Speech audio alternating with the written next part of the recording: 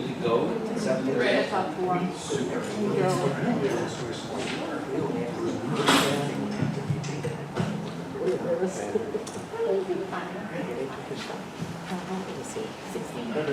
Some of the students. He starts not, he's going in the fall.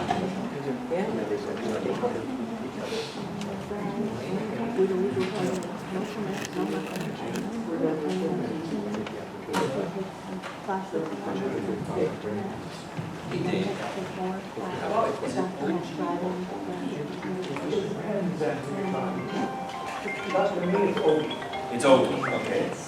All right.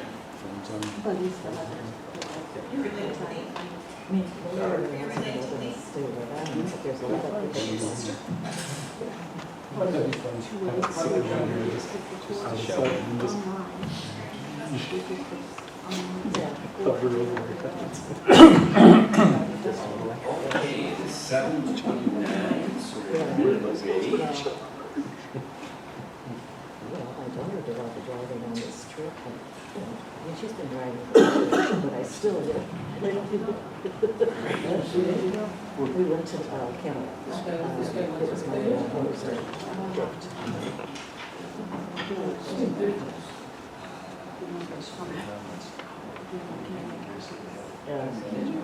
You did, or you're going to? It's like Roger's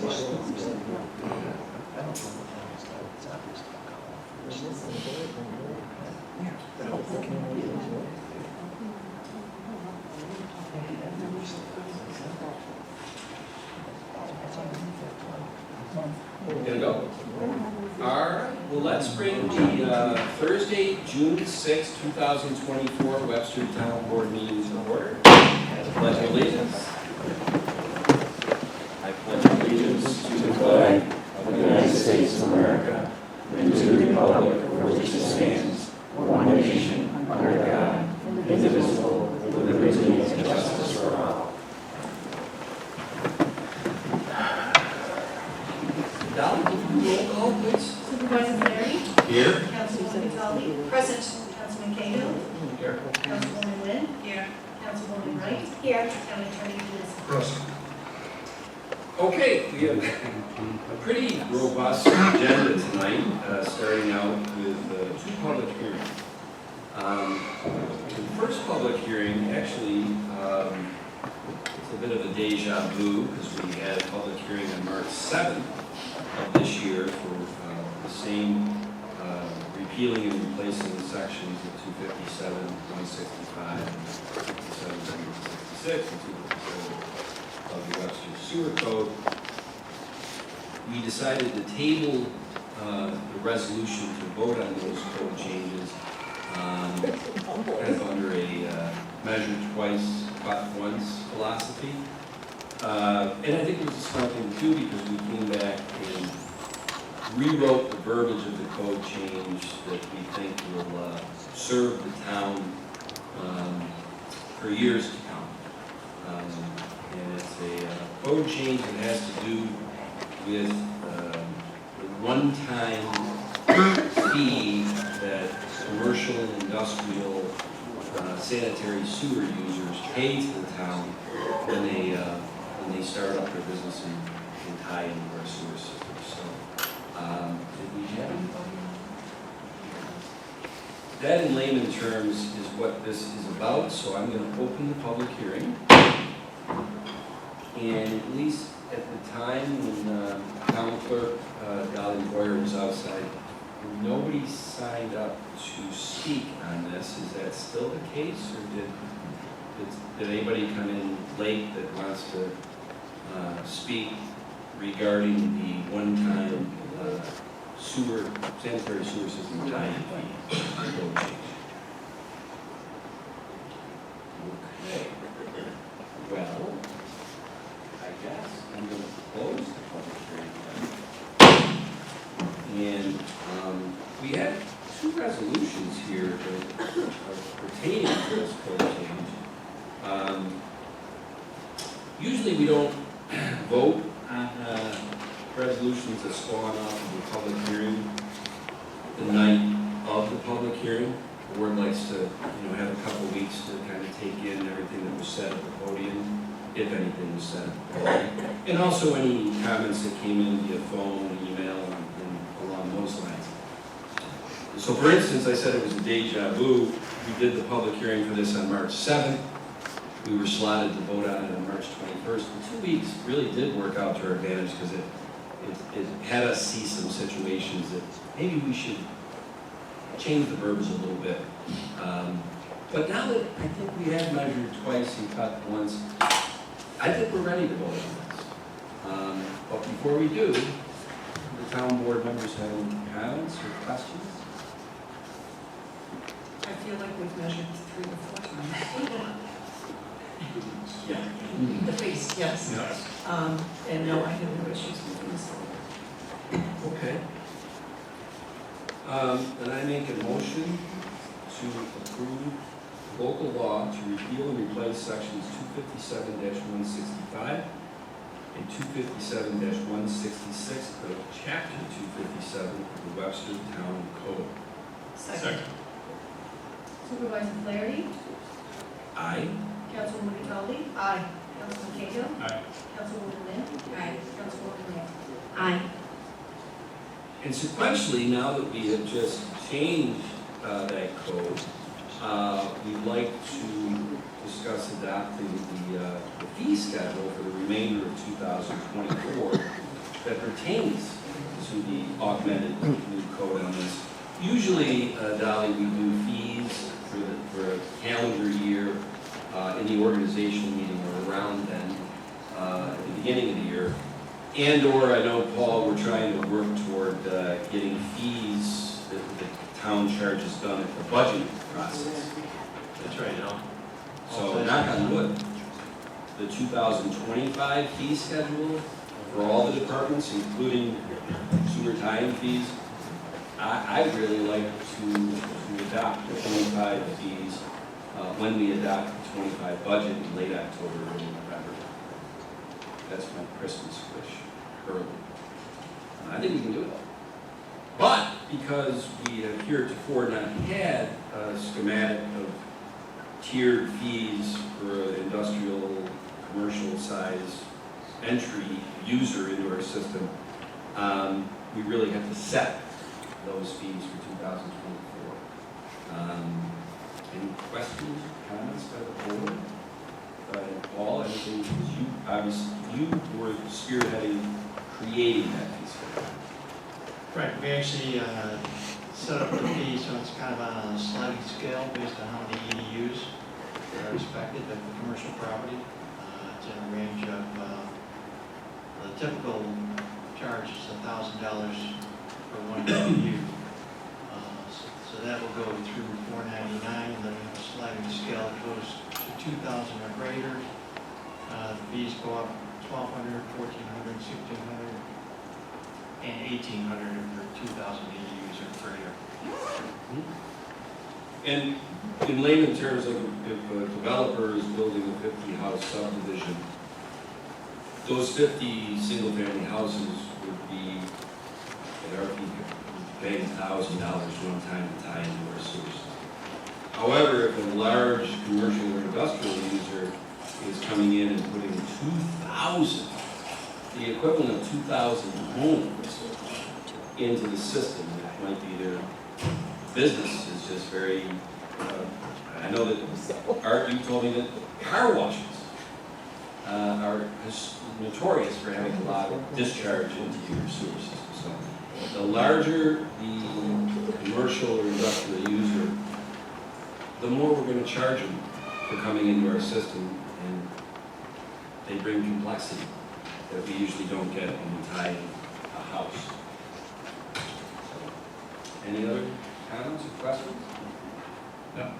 Okay, I am going to make a motion to adopt the proposed fee schedule for sewer system commercial industrial entrance permits. Second. Supervisor Flaherty? Aye. Councilman Cahill? Aye. Councilwoman Conley? Aye. Councilwoman Lynn? Aye. Councilwoman Miller? Aye. Okay, our second public hearing of the night is to enact a local law to repeal and replace the current Town Code, Chapter 170, the Flood Damage Prevention and replace it in its entirety with the new Chapter 170. I love using layman terms on these things. Josh, I know, Josh Artuso, you've been spearheading this, working with DC, with FEMA, with a lot of agencies that have acronym names. The result of them redoing the floodplain, if I remember correctly, is that 90 properties that heretofore were in the floodplain in Webster are now not in the floodplain based on the new map. And the new floodplain does not take any properties that were heretofore not in the floodplain and put them in. Is that correct? That is almost correct. There is one property that is being added newly. Oh, But many others are being removed, so it's an overall substantial reduction of properties in the floodplain. okay. And I think anybody who's experienced being in the floodplain, their home, their property, it causes complexities in your insurance, and a lot of different things. So, we did have one speaker sign up for this, so I am going to open the public hearing on this. And we have George Winter.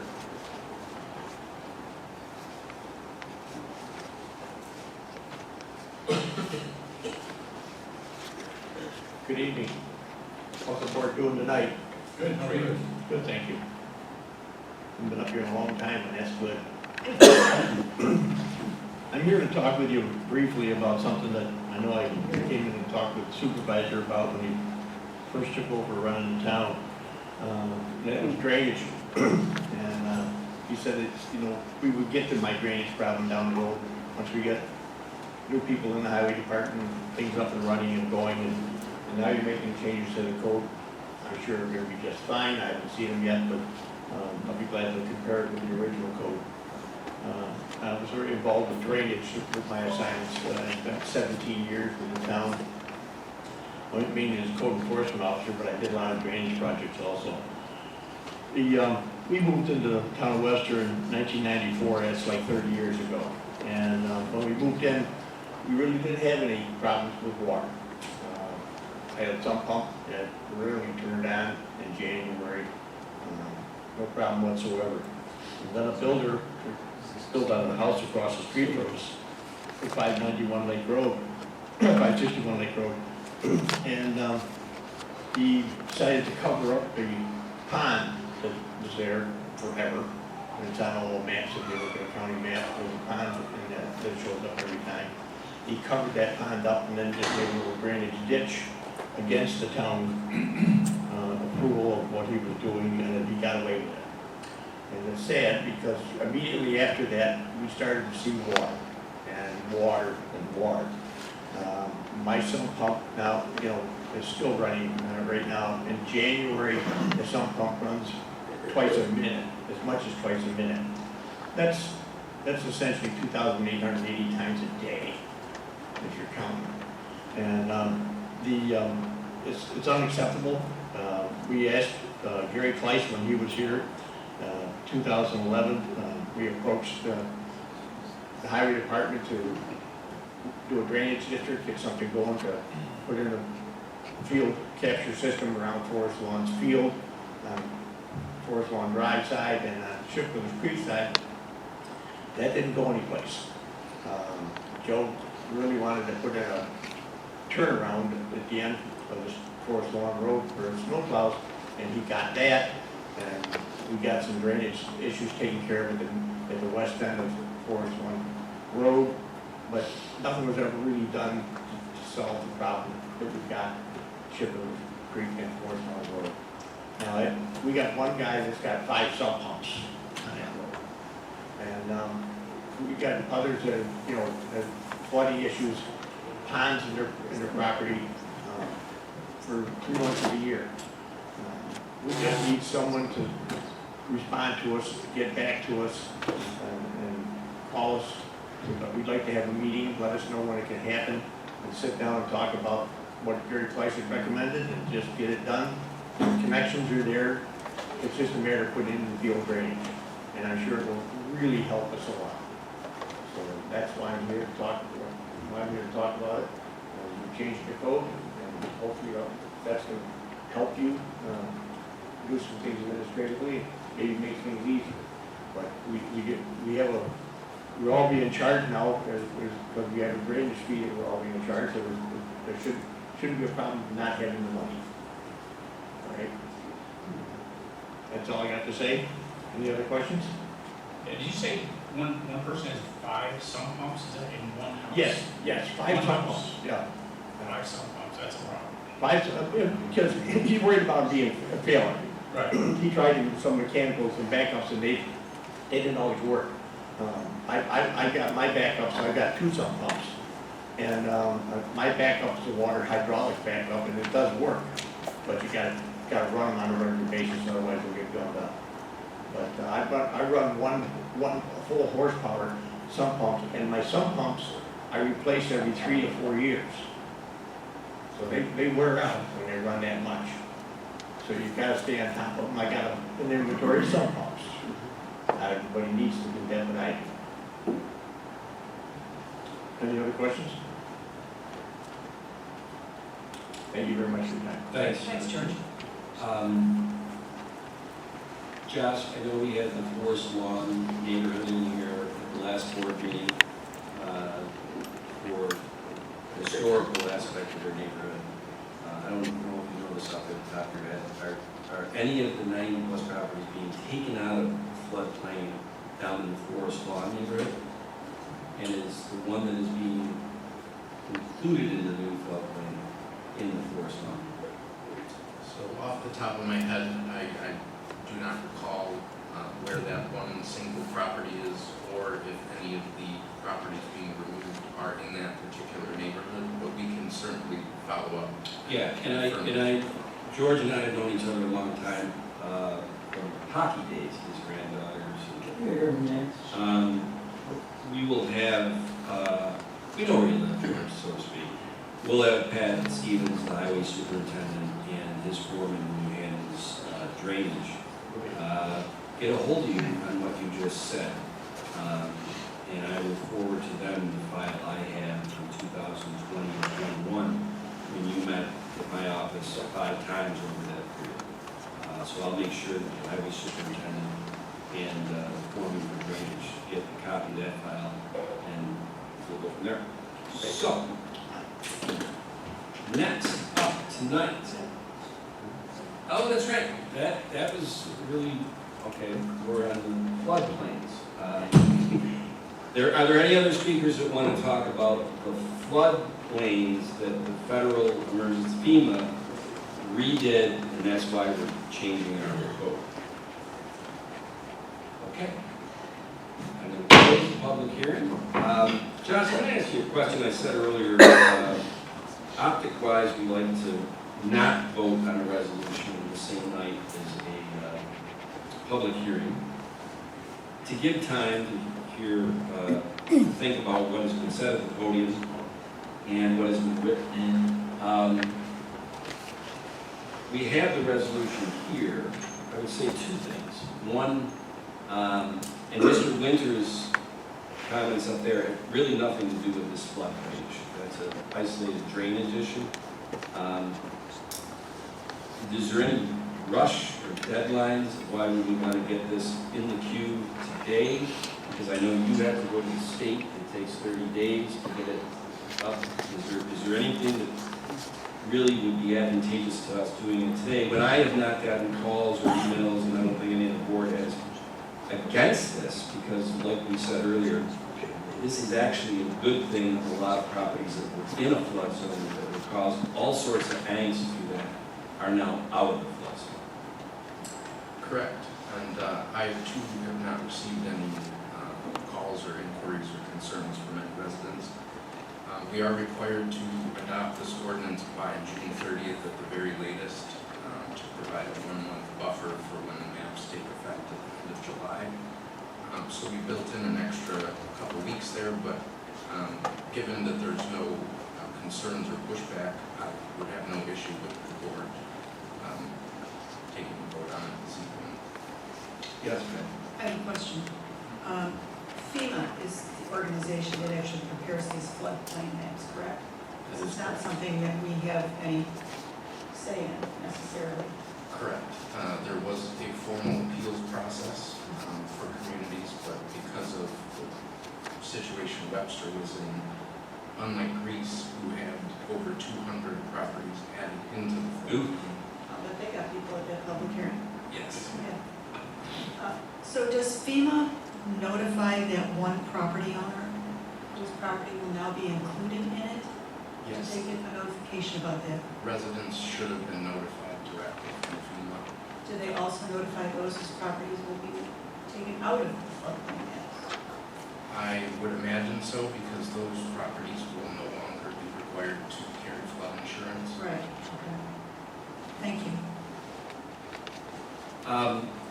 I guess the Murphy's Law, what can go wrong, will go wrong. I know June 30th is when you have to have it done. I'd rather get it done earlier, get it to the state, and have a nice ribbon around it, and get it back to the state. For this is, there is no ambiguity to, not only did we vote on it, the state acknowledged it, and we're done. So unless any of the town board members have a problem making this motion for tonight, I think it's fine to make the motion tonight because this was also in a workshop not too long ago, 5 weeks ago.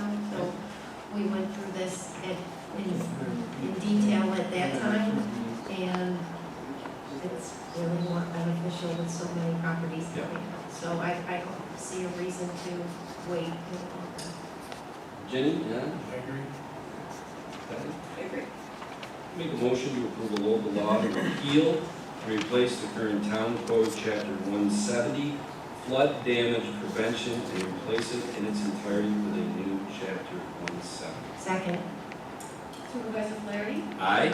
Councilwoman Wright? Aye. Councilwoman Conley? Aye. Councilman Cahill? Aye. Councilwoman Wynn? Aye. All right, and next up tonight is the open to the floor, where each speaker will be allowed up to 5 minutes to take the podium to opine on anything that they'd like. We have 6 people who signed in for this, but I also don't know if anybody came in late that would like to also speak. This is anything you want to discuss. Would you like to speak? Well, I'll tell you what. First of all, let's get our first speaker up there, and this is Deja Vu. George Winter is our first speaker.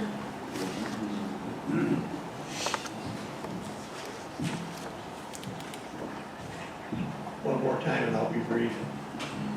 In my 17 years of working for the town, one of the projects that I was assigned to work on in my everyday calls and complaints was someone was landing a helicopter down a subdivision. Really, okay, well, you go down and you take a look at it, and, you know, sure enough, there's a helicopter down the Sundance Trail property, and there's on a pad too, so that's how it kind of all started. And the town took a good look at it, and Charlie and I, we worked on this for quite a long time, on the should it be there, should it not be there, and it came out that we felt that it shouldn't be there. In actual fact, my personal opinion always was that it was going to be any place in the town of Webster, and should have been out in a commercial area at the east end of town where nobody lives and nobody cares. A commercial businesses area, something like that. But in a residential neighborhood, boy, I'll tell you, my phone just rang off the hook constantly from the Sundance area and other areas of the town. People were just concerned about it. Then it migrated down to DeWitt Road. So, I guess that's back where you are. You've opened Pandora's box, and now you're going to have to figure out what to do with it. So, all I can say is good luck to you. Thank you. Thanks, George. Our next speaker tonight is Harold Braley. Sandy? Yep.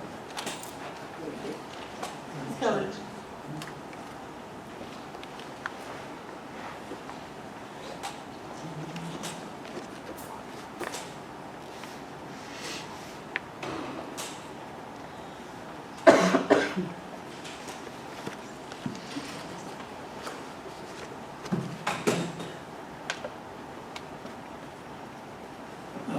gotta say, this meeting tonight comes as a surprise to me, mainly because I never heard about it until the Webster Herald today.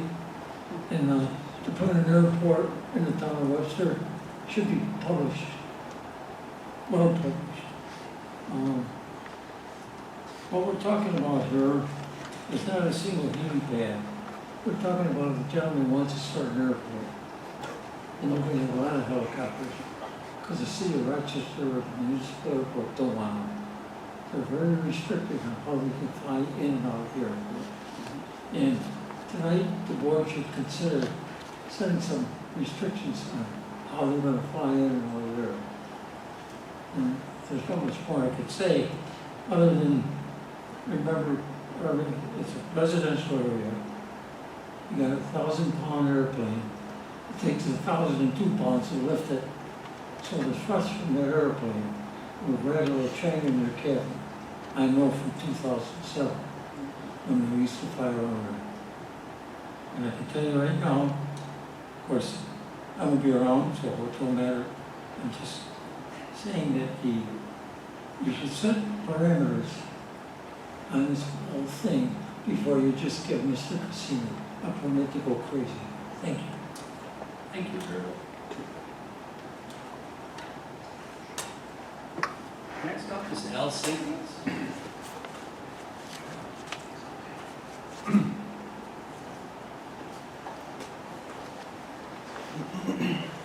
Good evening, town board. This is my sixth presentation on this in the last 19 years, and it's in reference to the helicopter application.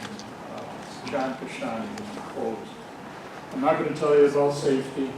I'm not going to tell you about noise. I'm not going to tell you about population density, because you've heard it many times already. You rescinded a law that was valid for a long period of time that kept this problem in check, quite honestly. A respected jurist, Judge David Larimer, quotes, "It would be self-evident that prohibiting aircraft from taking off and landing within the town of Webster, a heavily populated suburb, is rationally related to the goals of reducing noise and protect the safety of the residents of the town of Webster." I do want to continue. Mr. Kashani's attorney had 4 questions he brought up at the town board workshop on September 14th last year. First one is, Webster is the only town in Monroe County to have this kind of prohibition to aircraft. That is correct, and it's because the other 17 towns don't need to have one. 893 DeWitt Road is a unique property. He doesn't have to fly over anybody else's property. That is true, but the problem is he does. John does what John wants to do.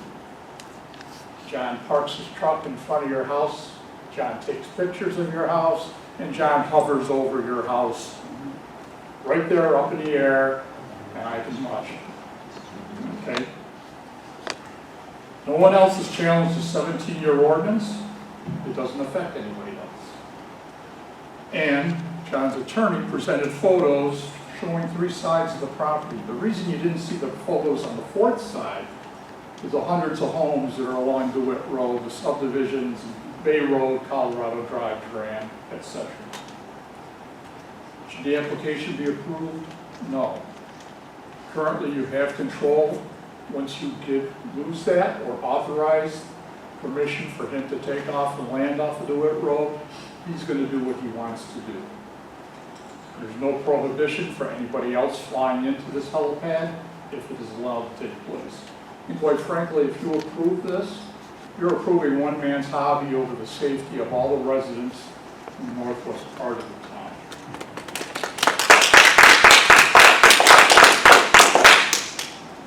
I request you deny the application, and hopefully we won't be back for another presentation in the future. Thanks, Al. Next up is Joan Schlegel. Did you have to leave? I can't hear us.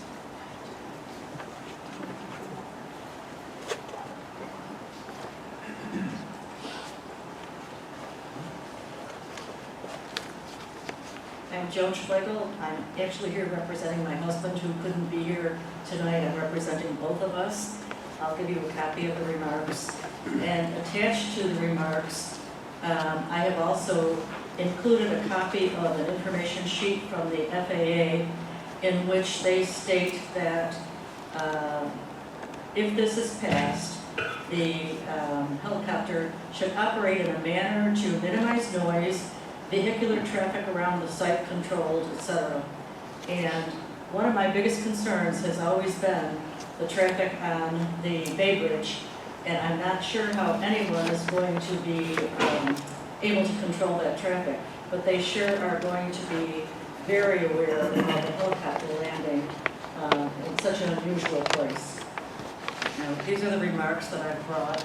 In reading of this, my husband put most of this together. In reading the Webster Herald on a regular basis, I've noticed in the past several months that requests for special options have been granted by either the zoning board or the town board to allow requests within the R2 or R3 zoned areas of the town.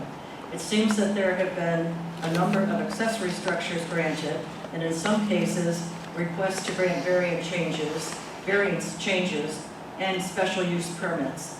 Our neighborhood group, BASIC, has had to oppose such requests for several years that would change the nature of such a large R2 and R3 neighborhood, as designed and proposed in the zoning maps of our town. Our organization spent many months opposing 2 business ventures that were within our West Webster zoned area, and this board sided with us in those 2 cases to deny the business applications.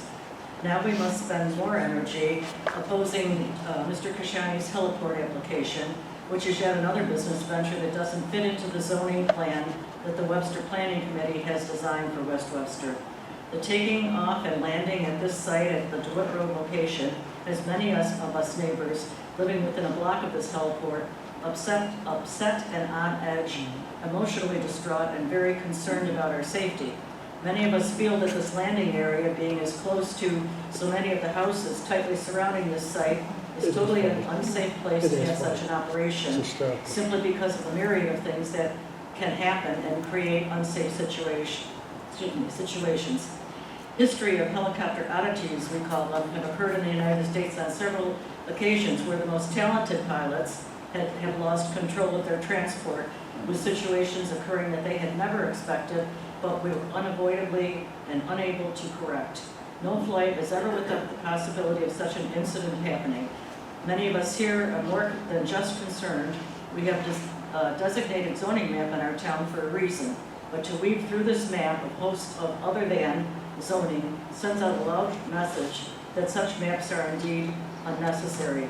Why have them in the first place if there's no sense of permanency, especially within the R2 or R3 housing, in order to prevent an influx of business ventures? Many of those in our residential area say no way to Mr. Kashani's request. There are a handful of some residents who don't object or don't care about it. What else could be permitted within this property if there is an approval?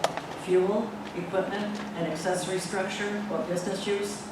In closing, it's my understanding that each of you, board members, took an oath to protect the health and safety of all Webster residents. A positive vote from you is in direct conflict with this oath. Thank you very much. Thank you,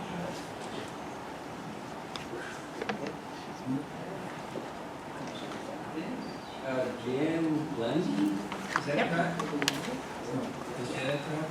Yes, you did. You know the last name, didn't you?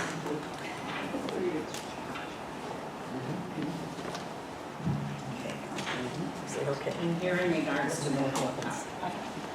Okay, I live at 237 Shorewood Drive, and I can't say it's John Kashani's helicopter, but we have a blue and white helicopter that continues to go over very close to our homes.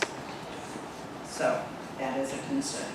I apologize, the other 3 neighbors could not come with me because of short notice. We saw the Webster Herald today, and we did not have time to get together. But it is a concern of several neighbors, and there were 3 of us that were standing in the road, and the helicopter circled over us, the blue and white one, 3 times. And we felt that we were very harassed by this. I've talked to a friend who is in the Air Force, and he said that the helicopter crashes can happen, whether it's value of the vehicle or whatever. And he felt it was very dangerous to have a helicopter landing in a residential area. My other question is, if it is the helicopter that's on DeWitt Road, why are they passing over our neighborhood to go home or to leave? I'm not real well prepared because this is, short notice again. But we have severe concerns. The law's been in practice now for how many years? And now suddenly we want to change it. The residents of Shorewood and Birch Lane would like you to know, this will not make us happy. We're very upset. Thank you.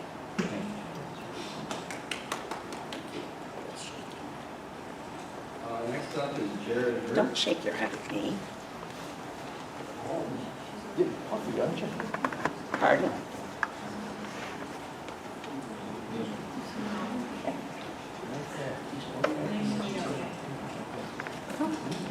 We got some Good evening. cups here. Before I begin, I guess I just had one question with regard to the pending application, whether or not I have an opportunity to speak on behalf of the applicant before the board votes on it. Other than I beg your pardon? Excuse me? Say that again, Jared? Sure, I would just want to confirm if I'm going to have an opportunity to speak on behalf of the applicant before you vote. Number 13? Correct. No. Okay, then I'll use my time now to address the board, so thank you for that. I don't want to belabor this, we've been before the board many times now. Keep hearing the same thing over and over again with regard to health, safety, and well-being of the residents. As this board is well aware, we've gone through the process, both through the FAA, both through New York State Department of Transportation. We've had the experts in this field go through, vet this, approve this, both come back and positively say that they approve this heliport for all purposes, which is why we're now before this board. Again, it's an onerous process, we've gone through, nobody else has gone through. Couple of things I just want to touch on and hearing some of the comments from the audience. One, the last speaker, I didn't catch her last name, but she mentioned the blue and white helicopter. Anyone that knows John knows his helicopter is bright red. It is clearly not his helicopter.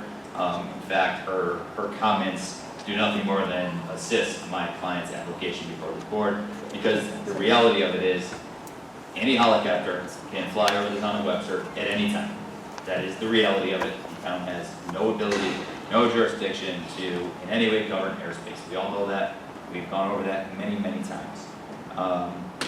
It's not a business venture, as we know. It is a request by the applicant to use a recreational vehicle, which is frankly no different than using a four-wheeler, although people want to make it sound like helicopters are falling out of the sky on a regular basis. That's just not the reality of the situation, and that is established. So unless the board has any questions for me, I'm going to rest solely upon our materials, which are facts, which have been vetted by experts and not by comments from individuals that perhaps don't have the necessary credentials. And Jared, I think I have a question. Absolutely. Since I already said you're not coming up in an hour when we get to number 13, I want to make sure you get a chance to answer stuff. If you have questions. I have actually two questions. I couldn't find the FAA approval and or the New York State Department of Transportation Aviation, the flight pattern that is mandated. I've heard it said that from the DeWitt property, he would take off and go over the bay, and he would come in over the bay and come to land. I don't see that. There is no mandated flight pattern from the FAA or New York State. So there is no, the FAA looks at it and approves it based upon what they look into it, obviously, look at where you want to put it and go, okay, this is a safe place to fly. New York State does the same thing. They come out, they look at it, and if they had issues or concerns, then they could, if they wanted to, make specific mandates. They haven't. So as part of our proposal to the town, we have mentioned that 893 DeWitt is a very unique parcel. There's no other parcel like that in town of Webster, and he could, Mr. Kashani could take off and land without ostensibly going over anyone else's property. Yes, He could do I that, agree. but there I is know no it was mandated somewhere. One of the other three, New York General Business Law 249, very clear, here's how you get an approved heliport. FAA first, Correct. that's tantamount, that's a meat grinder. Yes. There probably isn't too many properties around here that get that. Then you gotta get the New York State Department of Transportation, Aviation Division, Correct. another meat grinder. And then if you get through those two, you end up in front of a county board. Yes. So like I said, I was just looking, I just assumed, and you know what happens when you assume, that a flight pattern was, mandated, but you're saying it's not. At least by those two entities. Correct. By the experts who looked at it, they determined that one wasn't necessary. Right. And the other question I had was, I didn't see anything that was overtly in those approvals that you have to be hovering, whatever. Like you said, you can fly, anybody can fly a helicopter in Webster. Yes. Anybody. What is the law, I couldn't see it, of how low they can get to a building and or a residential neighborhood, like how low? That, I don't know the answer to that, frankly. And in the reality, keep in mind that the FAA governs that, and so if there's a pilot, it's a licensed pilot, that is not complying with the regulations imposed by the FAA, because they're the ones who regulate flight, then a complaint can be made, and that pilot can lose its license. Okay. Just, like I said, does any of the town board members have any other questions for Jared? No, I think you don't. No question, but I comment. Because you asked the question about how low a plane can fly, I asked a helicopter. Helicopter, a helicopter can fly, sorry. That was part of the inquiry I did when this was before the board earlier this year. And if a commercial helicopter pilot was flying over power lines to check power lines, they can literally be 100 feet or 200 feet flying over a house, checking power lines. So typically, you wouldn't see that for a private use or recreational use, but for commercial use, if you have a company who's contracted to inspect power lines, they can legally fly that low. Yeah. And that's nice, but this isn't a commercial helicopter, so thank you. And very similar to what happened when we voted the law out on February 22nd. You know that the board talked for 52 minutes prior to that vote. So maybe when we get to number 13 tonight, I'll be interested. We always say, any questions, comments by the board before we vote on a resolution? Hang around, because you'll see there's a lot of conversation that happens on the other 12 resolutions before number 13 tonight. So I'll give you a rhythm of how this works. But thank you, Jared. Thank you. And last, and I did not, Sally, I can't believe I did not, it's been a long time, how are you? Good to see you. You are lucky number 7, you're the speaker that is last up on this.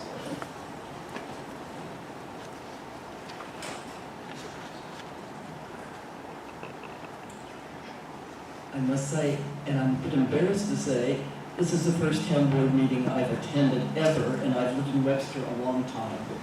But as I was finishing dinner, I pulled up the Herald, and I saw this meeting advertised.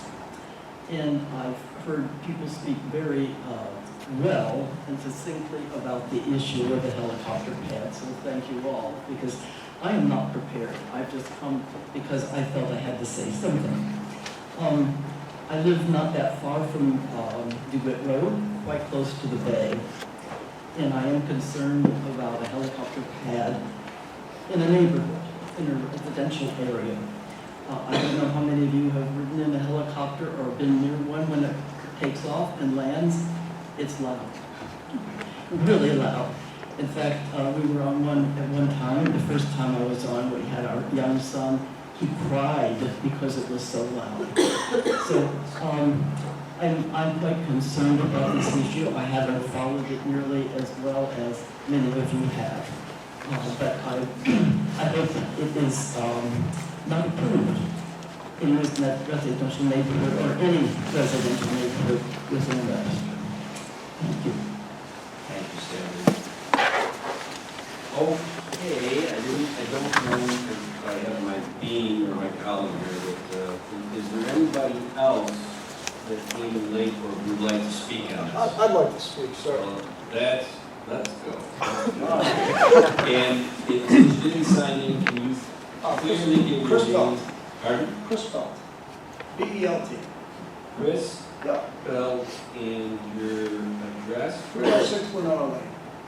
306 Lenora Lane.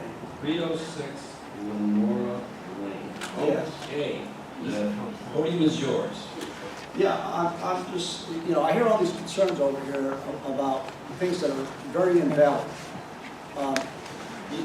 First of all, this board has no jurisdiction over any aircraft in the air. So anything that's flying here, you have no say. This board has no say over it. When the helicopter comes in, he's got 35 acres of land to come in. Hey, Chris, would you mind addressing the board? Oh, I'm sorry. Thank you, I Sorry. appreciate it very much. No, I apologize. So he has 35 acres of land. That aircraft is still in FAA authority when he's 1 inch off the ground. From 1 inch to when it touches down, it's still FAA jurisdiction. It has nothing to do with any of these people over here who have concerns. I feel like they're over here saying, well, you can't fly because you can crash. Well, I fly Delta all the time, and my final approach is over Webster. So are you going to be going to, the FAA and telling Delta that, I can't fly, I can't land here anymore because you're concerned of an aircraft? Second point I'd like to make is, they're talking about noise. Have they done any due diligence about the amount of decibels that helicopter creates? Now, if they're concerned about noise, are they going to shut down State Route 104? Because the noise on State Route 104 is over 100 decibels. Are they going to outlaw lawnmowers in the town? Because a gas-powered lawnmower generates 90 to 95 decibels of noise. Now, Mr. Kashani's aircraft only generates 83.7 decibels.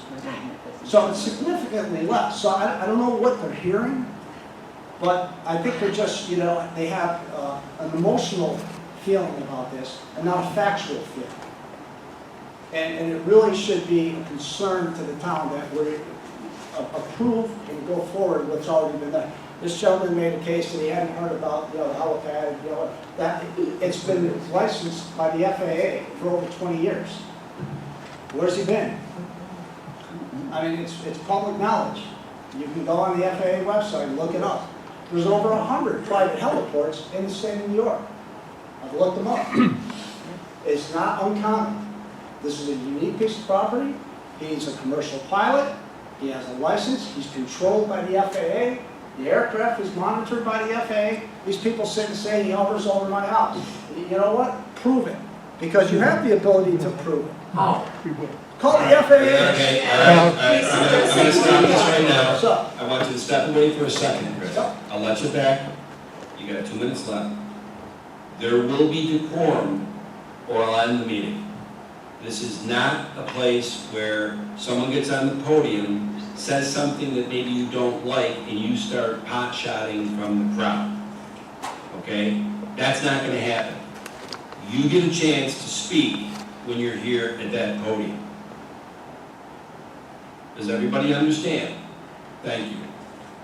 Keep going, Chris. You have 2 minutes. Thank you. The helicopter has a transponder on it, which the FAA monitors constantly. That's how it knows that it's within range of other aircraft. That's how other aircraft identify it. It's not like these, other aircraft, the planes that people can fly out of their backyard that the town approves that don't have any transponders on, that are in the flight path of other commercial aircraft. But this aircraft is licensed legally, it's approved by the FAA, it's approved by the DOT, it's monitored, and its jurisdiction falls under the FAA. There's 35 acres of land to go from 1 inch of FAA jurisdiction to the ground, which, once you're on the ground, has nothing to do with any neighbor anywhere, because there's nowhere in sight of that helicopter. They can't even see the helicopter when it lands on the helipad. It's behind the house, it's below grade, you can't see it. So I know they have their emotional feelings about things, but let's work with facts, not feelings. That's what we need to do. Thank you. Thank you, Chris. I know I thought I saw a couple more hands. Sir, if you can.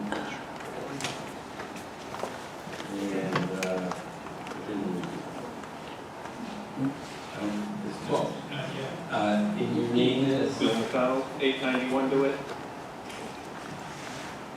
Thank you, Bill. I've lived next to John for 4 years. I've seen the helicopter come in and out numerous times. Just want to state the facts that I'm aware of. Always respectful, always goes out over the bay, away from my house, away from my property.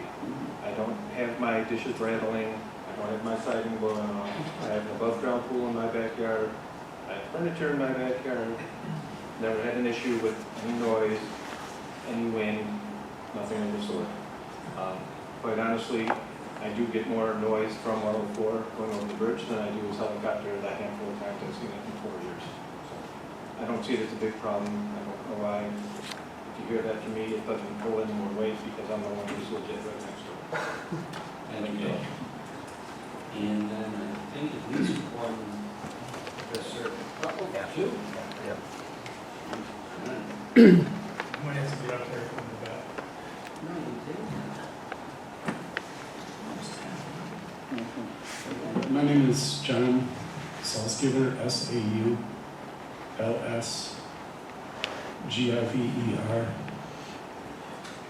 897 Clem.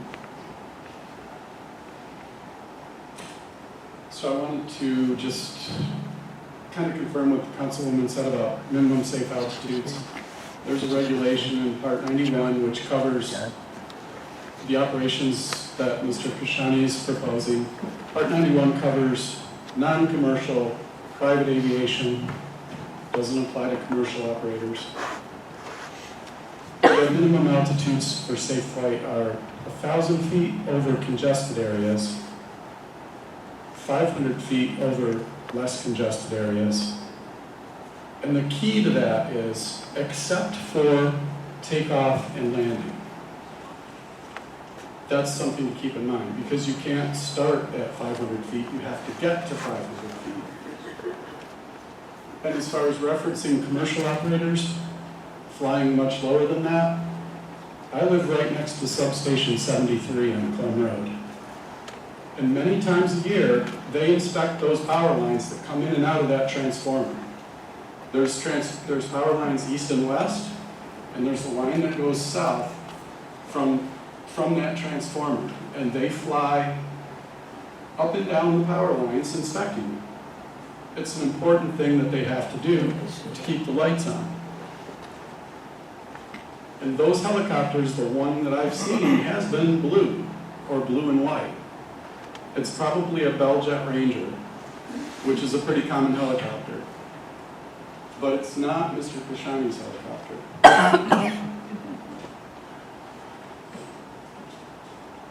Do you have any questions for me? No, I looked up 91.119 confirms the 500. Yeah.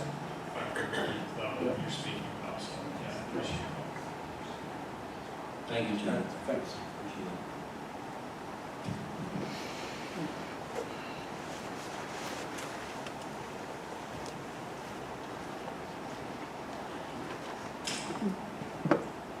Going. Kyle Malone, 889 DeWitt Road. Kyle, K-I-L-E, Sorry, yep, Kyle no problem. Malone. And the address again? 889 DeWitt Road. So I did send a letter to Mr. Flaherty through an email yesterday. But honestly, I'm going to even keep it shorter than that letter. I live at 889, which is 2 houses down from where John is. I'm one next to Bill. So Bill being the closest, and me being the next closest, essentially my backyard is John's backyard. And I can say I have never had any problems with John flying the helicopter in, landing it, taking off. I have zero concerns over it, zero problems with it. I do not feel unsafe in any way, shape, or form.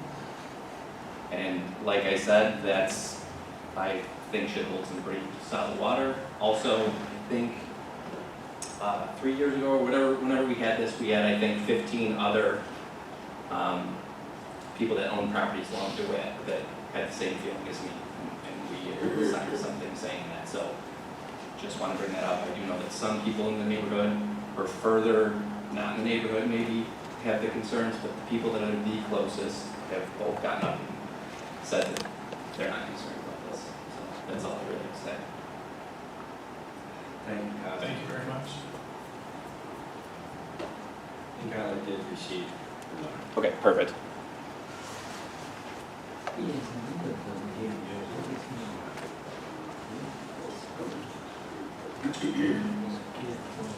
Okay. Did I see any other hands? I do see another hand going up. Go right ahead.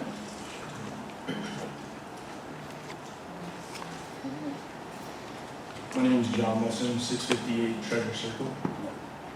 Hey, John, how do you say that last name again? Musson, M-U-S-S-O-N. M-U-S-S-O-N, and it was Treasure Circle? Yes, sir. 658. Thank you. You're welcome.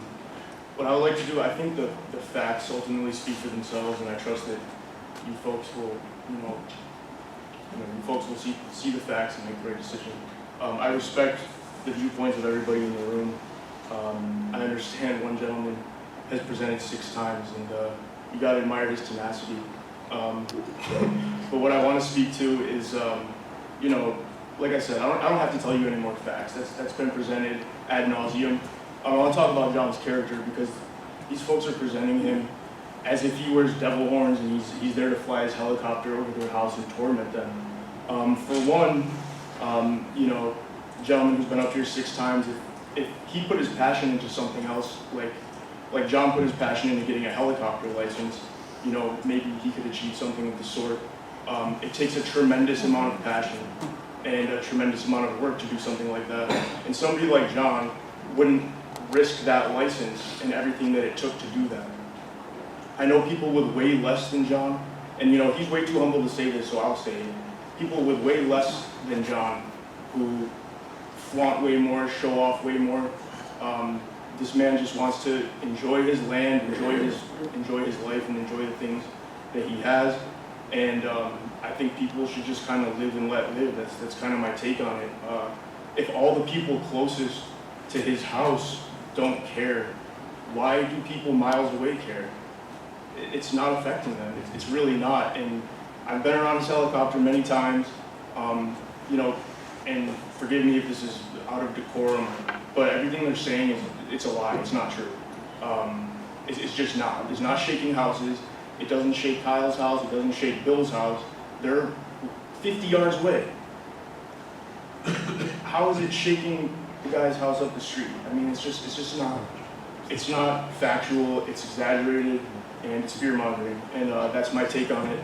And I'm not here to disrespect anybody. Facts are the facts, and I just want to defend this man's character because he's done a lot for me. He's done a lot for many, many people, and I don't like hearing people, stand up here and try to assassinate his character. That's all. Thank you. Thank you, John. Were there any other hands that I should? Sally, you were lucky number 7. I'm going to say this is lucky number 13. I think 13. Anything over 10 is lucky. Yeah, no. Sigrid Burns, 831 George Washington Way. I apologize, I was late arriving and I don't know what you decided about the sewer code change. So I'd like to know what you said, or whether you still have something to say. No, the sewer code was, we adopted the change for the one-time tie-in fee for commercial, industrial, heavy users of the sanitary sewer system. you change it, or tell me again? For the commercial and industrial users, now, not so much residential, you live in a home at Cherry Ridge, correct? Right. Right. Has no effect on the owners of Cherry Ridge and/or if you own your place, no effect on that. Really no effect on anybody that builds another home in this town. It has an effect on any commercial or industrial companies that come in and are putting a large amount into our sewer system. All right? Was it a change in fee? Yes. To what? Can you tell me to what? To a higher fee than it was previous for industrial and commercial users. Thank you. You're welcome. Okay, anybody else? All right, that concludes the open to public section. We are on to the next item tonight. Can I make one quick comment? Sure. As long as we're defending character, I just want to make a comment that there was a comment made by one of our attendees tonight that if the other person had put time and energy into a more positive direction. I just want to defend the person who stood up because Mr. Senkowitz has put time, energy, probably blood, sweat, and tears into dedication to the West Webster Fire Department. I just want to acknowledge that.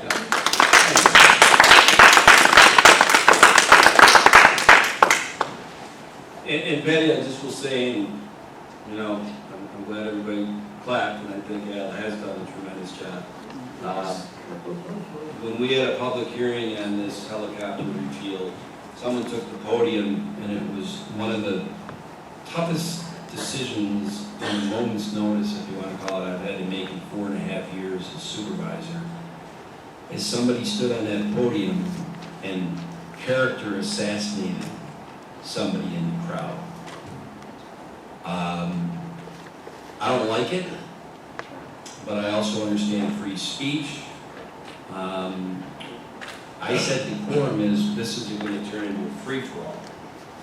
I have to use a lot of latitude because the country we live in, that 80 years ago, by the way, as we sit here on this, a lot of people died on D-Day in 1944 for what we have now, and that free speech. But I'll admit, maybe because I'm getting older and cantankerous, I don't like when people get up there and start talking smack about anybody. But I let it go. And I gotta tell you something, that was one of the toughest things I've had to do at a board meeting in 4.5 years because I thought it was completely inappropriate. But if you believe in free speech and standing up there and saying stuff, he didn't swear. It was tough. And just like when Mr. Belt was up there saying that about Al, I appreciate you saying that, Patty, okay? Because I wish I would have said something back on February 1st after a character assassination was made from that podium on somebody in this room. So thank you, Patty. I appreciate that. I just felt it was appropriate because the previous speaker, Mr. Senkowitz, really can't get up and nor would he defend himself in what was And neither on did the person on February 1st get up and defend themselves, nor did they yell from the crowd that night. So, anyway, let's move on, so we're not here until next Thursday. The next item up is our last board meeting. Dolly, thank you very much. I've reviewed the minutes, and I make a motion that we approve the May 16, 2024 board meeting. Second. Supervisor Flaherty? Aye. Councilman Cahill? Aye. Councilwoman Nicole? Aye. Councilwoman Wynn? Aye. Councilwoman Wright? Aye. Paul, I want to say, the first, I would say definitely the first 7 resolutions on the regular agenda kind of fall in your bailiwick, right? I have quite a few on there, Tom. Yes, you do. You want to give kind of a brief description of each one? I know the first, 4 are kind of boilerplate, and what we do almost at every board meeting.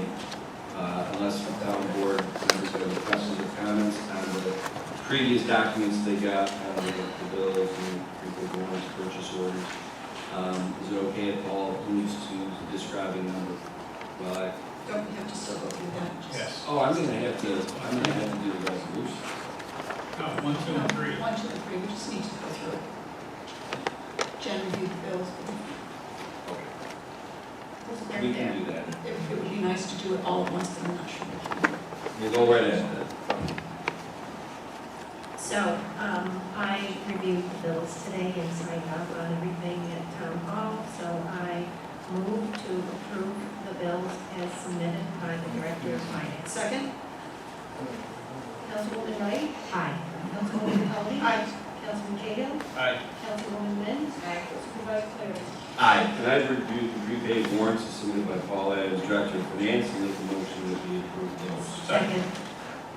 Supervisor Cleary? Aye. Councilman Cahill? Aye. Councilwoman Kelly? Aye.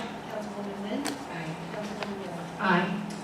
I also reviewed purchase orders as submitted by Paul Adams, Director of Finance, and make a motion we approve those. Second? Supervisor Cleary? Aye. Councilwoman Kelly? Aye. Councilman Cahill? Aye. Councilwoman Lynn? Aye. Councilwoman Wright? Aye. Okay, and does any of the board members have any questions? Paul, I think you sent out or Jim did to the board members. Yes. Any questions? No, yes, he did. Oh, okay.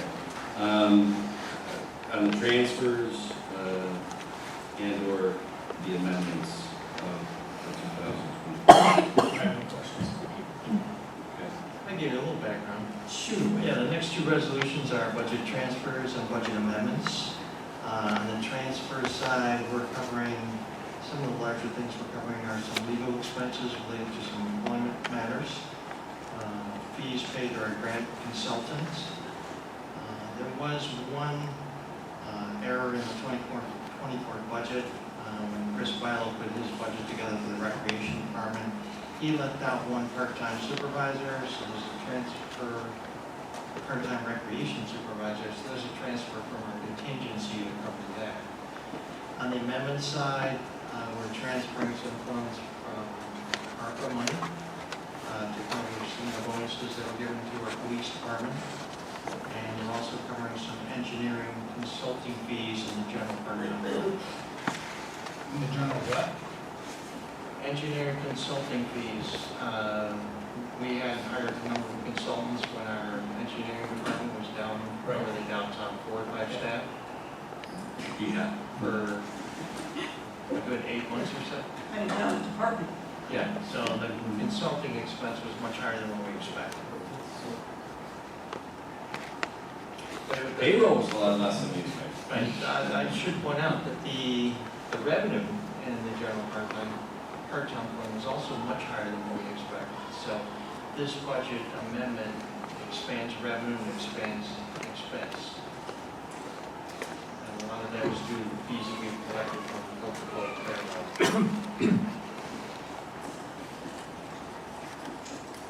Any questions? No. All right, I make a motion to approve budget transfers as presented by Paul Adams, the Director of Finance. Second? Supervisor Cleary? Aye. Councilwoman Kelly? Aye. Councilman Cahill? Aye. Councilwoman Lynn? Aye. Councilwoman Wright? Aye. And I make a motion to approve budget amendments as presented by Paul Adams, the Director of Finance. Second. Supervisor Cleary? Aye. Councilwoman Wright? Aye. Councilwoman Kelly? Aye. Councilman Cahill? Aye. Councilwoman Lynn? Aye.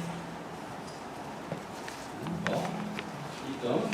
Yeah, the next one is a resolution to adopt the standard workday reporting resolution. We had 3 elected officials that began their term at the beginning of 2024.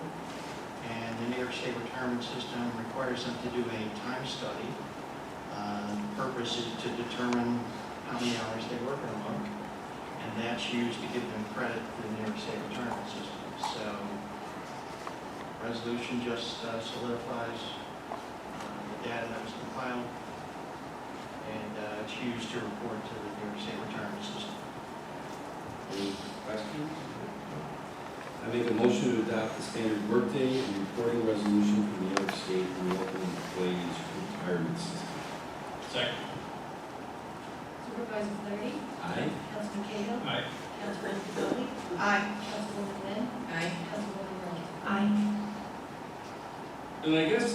Paul, or I guess Art, you can jump in if you want.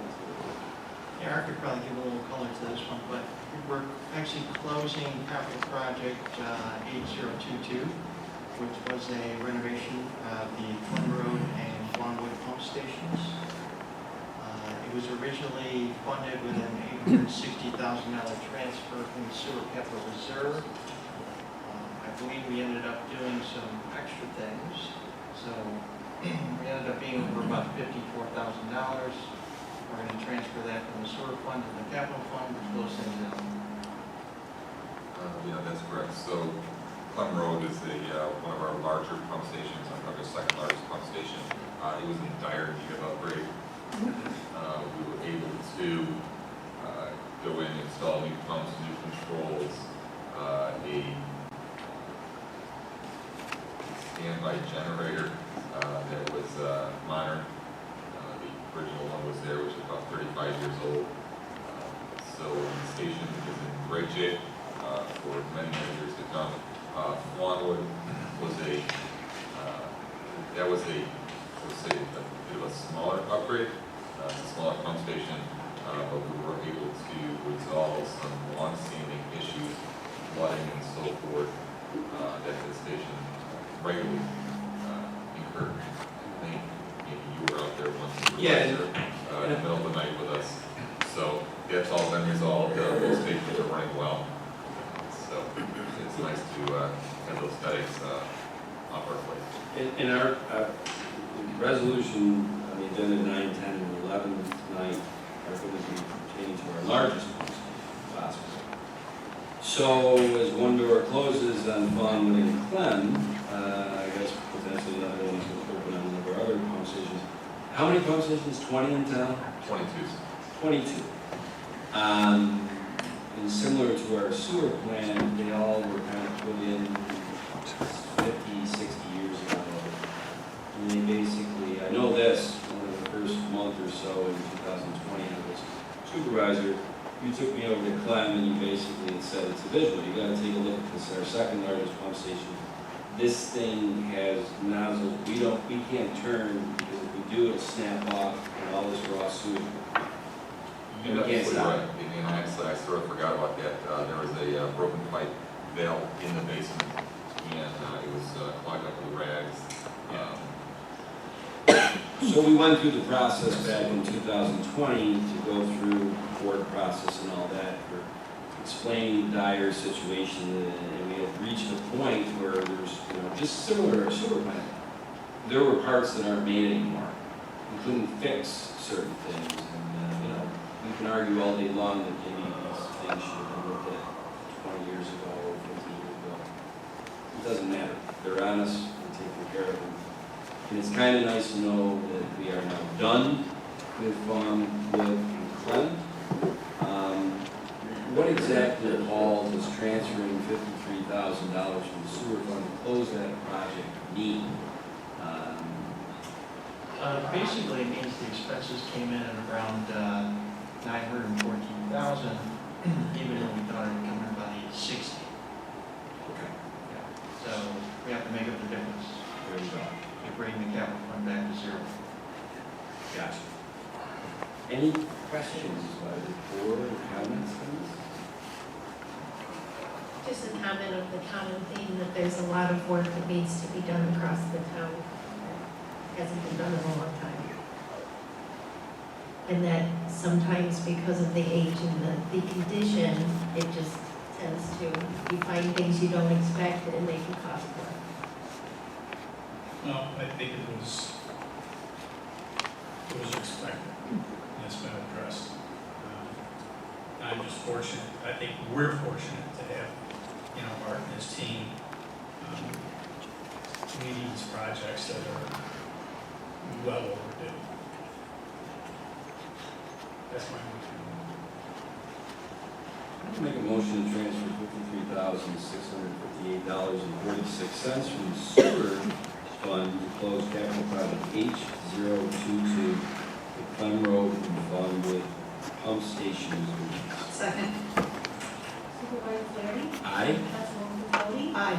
Councilman Cahill? Aye. Councilwoman Wynn? Aye. Councilwoman Miller? Aye.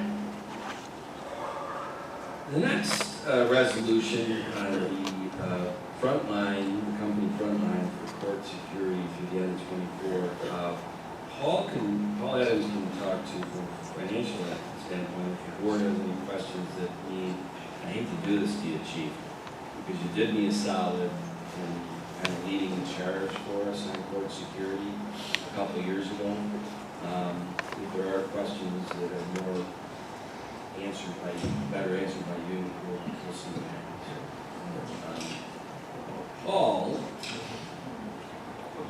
Where this contract just takes us through the end of 2024.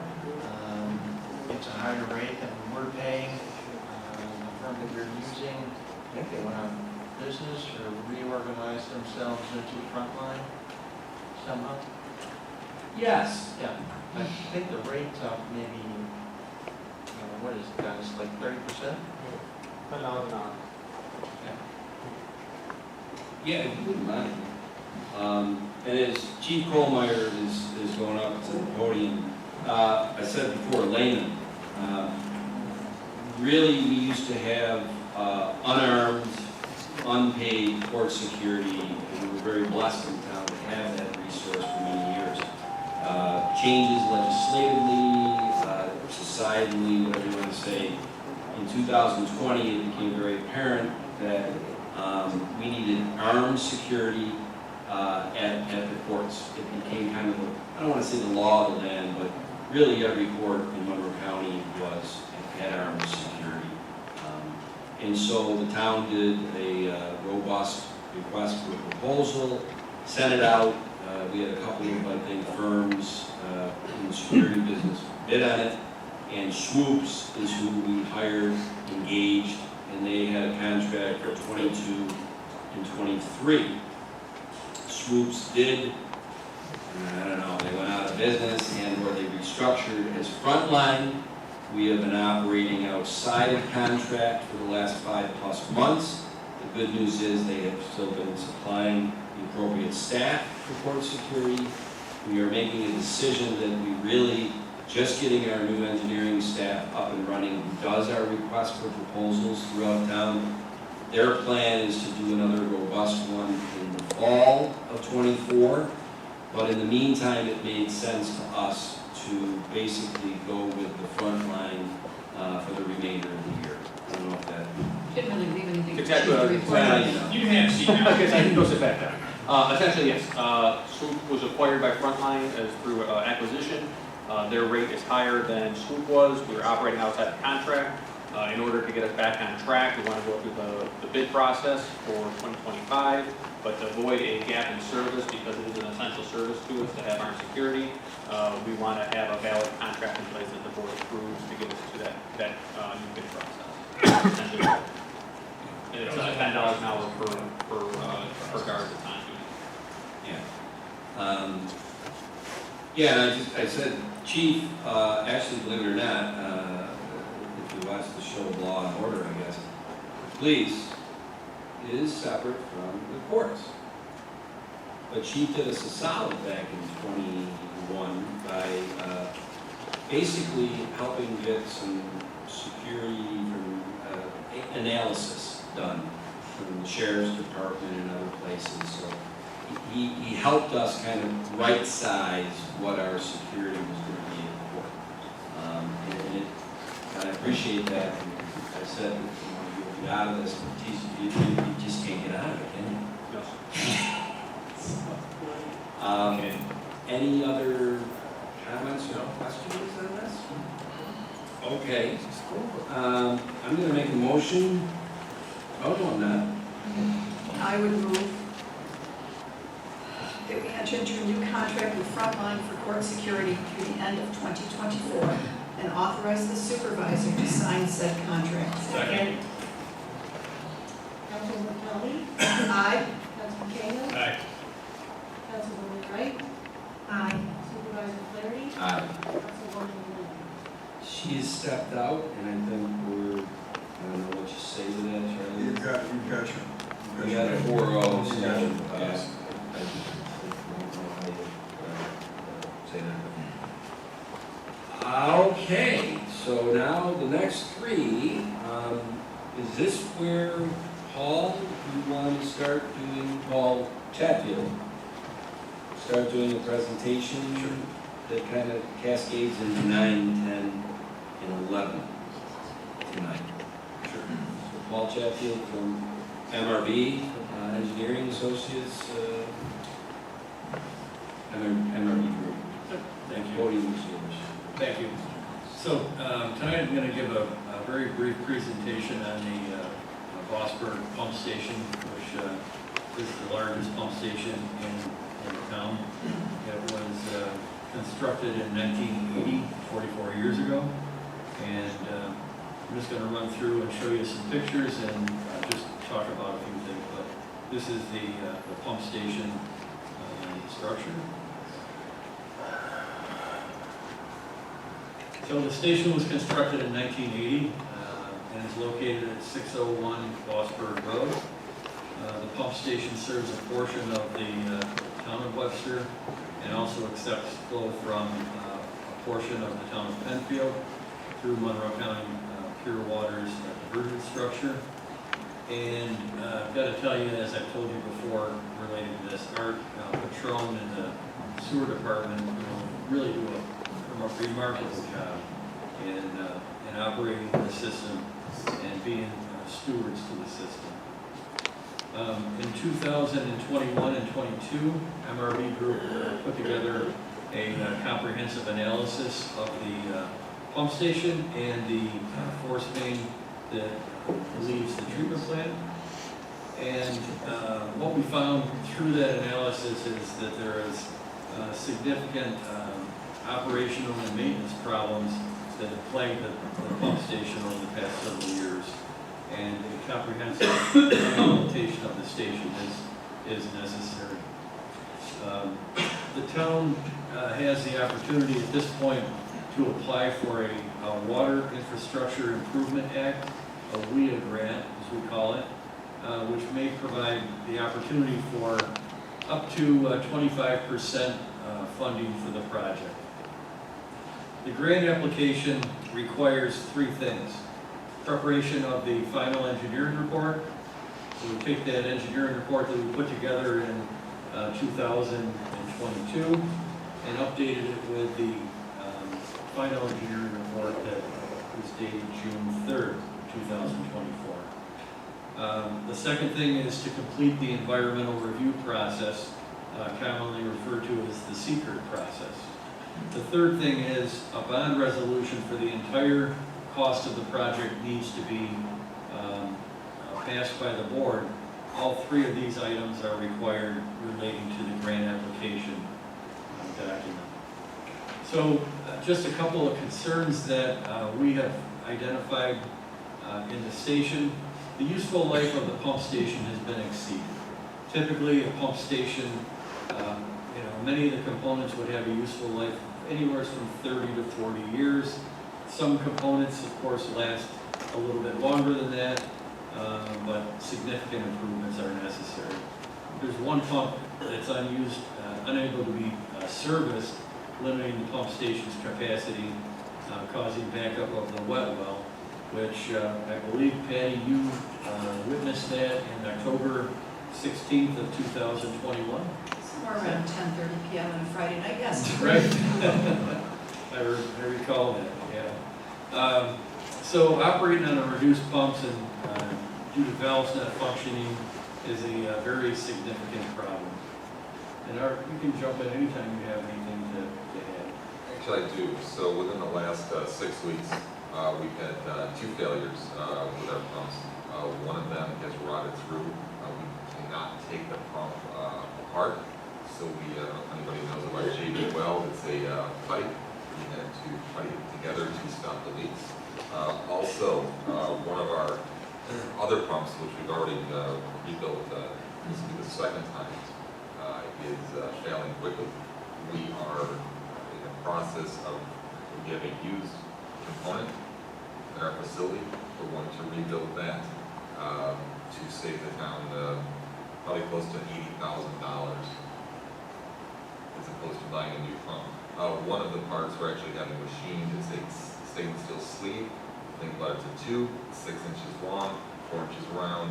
That part, one piece of it is $5,400 because of the age of it. We're having a machine that handmade for $1,000. So the station's going downhill. I think somebody had mentioned the staff is very talented. We've hired good people, and they're able to keep this thing going. But for how long, I don't know. These are just some pictures of the components of this pump station. So the pumps are antiquated, as Art had said. Parts are difficult to obtain.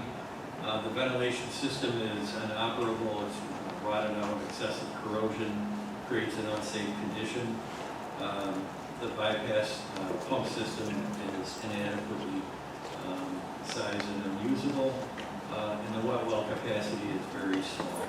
So taking a pump out of service and having a high flow in the pump station coming into the station can cause a problem.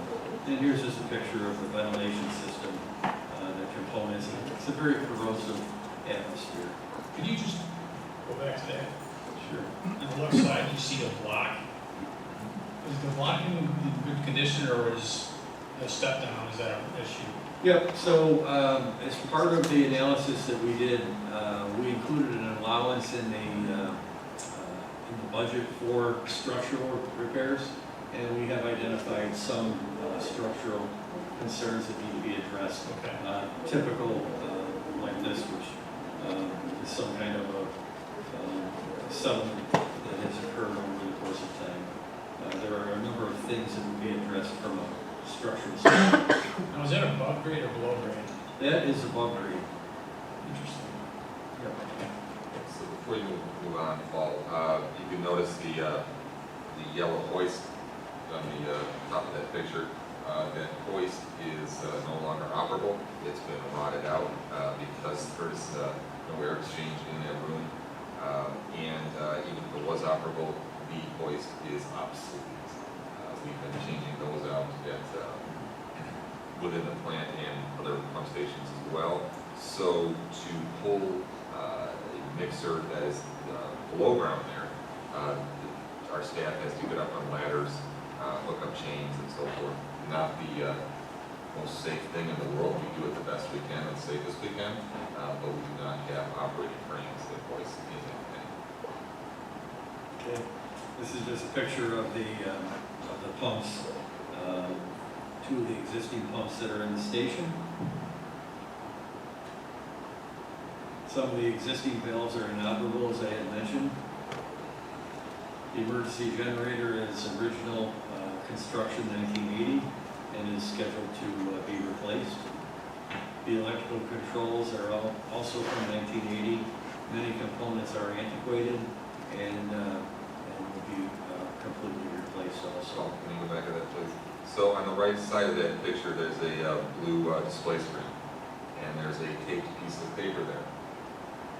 And on that says, do not touch this, this, or this.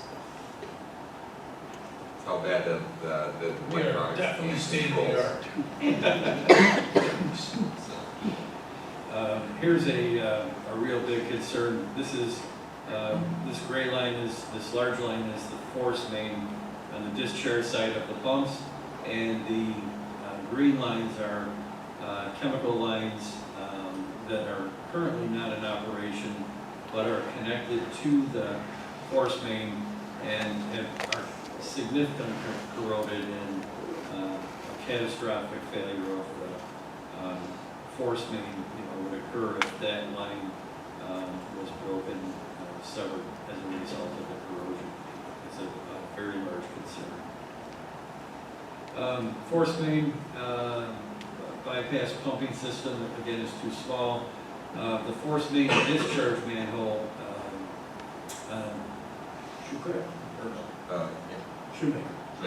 Shoemaker has significantly deteriorated. I have a picture of that, and that needs to be completely replaced. Air release valves, there's two of them in the system. They are old and need to be replaced. Here's a picture of the, there should be two air release valves, you see that there's only one that's in place and one that is out of service, and I believe that even the one that's in service doesn't actually work. So that's correct. The other one rotted off many years ago. Right. Here's a picture of the force main discharge into the manhole just before it goes into the large diameter gravity sewer, and you see the significant corrosion that occurs from the hydrogen sulfide that is introduced into the system at that force main discharge. Significant problem. So the recommendations are comprehensive pump station rehab, bypass the pump station during construction to facilitate a quicker construction period, structural and ventilation improvements in the wet well, replacement of all the pumps, piping and valves, etc. inside the station, install 3 new 2,310 gallon per minute pumps, and installation of a new flow meter and You say new flow meter. There is no flow meter. We have no idea what's going out of that station. Yeah, would it be safe to say, Art, that in 1980 a lot less went in and out of that station than today? Absolutely. Absolutely. Yep. So these are just some of the components to be completed, installation of security measures, and again, replacement of that force main discharge manhole shoemaker. So we have a summary of total estimated project costs. The total estimated project cost is $5.7 million. The project will require that the project be bid utilizing Wick's Law, which is the multiple prime contracts, so general construction, plumbing, heating, ventilation, air conditioning, and electrical. It's mandated by state law. So there will be 4 prime contracts, and there will be a contingency, and there will be legal, administration, and engineering service costs associated with the project. So we rounded it off to $5,700,000. So before we move off that screen, Paul. Sure. When low bids come back in, when we get to that point in the process, the $3,562,499, we'll know if that estimate was equal, high, or low compared to the bids. Okay, and I mean, we just did a highway garage where we bonded for $28 million, and we're thinking it's coming in more like 23 because the bids came in better. The below line of the construction cost contingency, having $1 million in contingency, which is your rainy day fund, if nothing comes up that surprises us, we don't spend $1 million. This is conservative. And then the legal administration, all that, it's an estimate, but that is time and materials. Art, how do we, I mean, there's Legal, admin, lots of legal is our legal costs, administration costs, and obviously MRB engineering fees. Bond counsel, Bond counsel, right. Yeah, bond counsel, consulting. I understand, I'm sorry, I understand what they are, but they get managed through the process and monitored, and they can come in less than that in aggregate. That's correct, yes. Okay. Is the bypass cost in general construction? Yes. Yes. And I went through that, because that screen that people can see and whatever, if we do a bond resolution tonight for $5.7 million, the biggest misconception of the public is that tomorrow, Paul, you're gonna go borrow $5.7 million. No, not at all. Probably be significantly less than that, especially if we get a grant. Yes. And I'm not gonna, Paul, you already explained why we're doing these things right now, 9, 10, and 11 resolutions. When we had grant that we're applying for, which is approximately a quarter of this $5.7 million, the deadline to apply for it is June 14th. That would be next Friday. And I Empire Facilities Corporation, EFC, who mandates or manages the VIA grant applications. If you don't have the boxes checked as a seeker, these things we're doing tonight, you're not be considered for an award. So, Thanks, Art. Thank you, Paul. Okay. Project schedule really quickly. We anticipate it will take somewhere between 21 months and 30 months to get from starting to put together the plans to completing construction. So, real quickly, risk avoiding catastrophic failure is possible. Currently operating the station without full capacity. Increase operational costs by doing nothing, and increase future capital costs by waiting. We've seen costs, rise pretty significantly over the years. All components, pumps, motors, generators, electrical system, is all well beyond their useful life and are likely to fail at some point in the future. Art, anything to close out? Yes, I actually do. So Supervisor, you had mentioned 22 pump stations, and we talked about Clem Road and Fawnwood. So of the 22 pump stations, obviously Clem is a very large pump station. Bosburg is our largest. We have numerous smaller pump stations that we, in my 7 years, we've begun to upgrade, and we'll continue to upgrade proactively. Those we can do mainly with our staff within our operating budgets. These large stations, we do not have the bandwidth to do it. So everything we can do year to year, we try to do again in-house and keep costs down and keep it in the operating budget. And, I say it again, layman terms, I've learned a lot in 4+ years about sanitary sewer. Kind of fascinating. If all of your houses were up here on a hill and our businesses were too, and the sewer plant was down here, we don't need pump stations, do we? Pump stations, I mean, sewage is great when it's gravity leading it to the sewer plant. But when you have to go up to get to the sewer plant, that's when a pump station is needed. And I don't mean to, I didn't know what a pump, why do you need a pump station when I first heard it? It's very logical.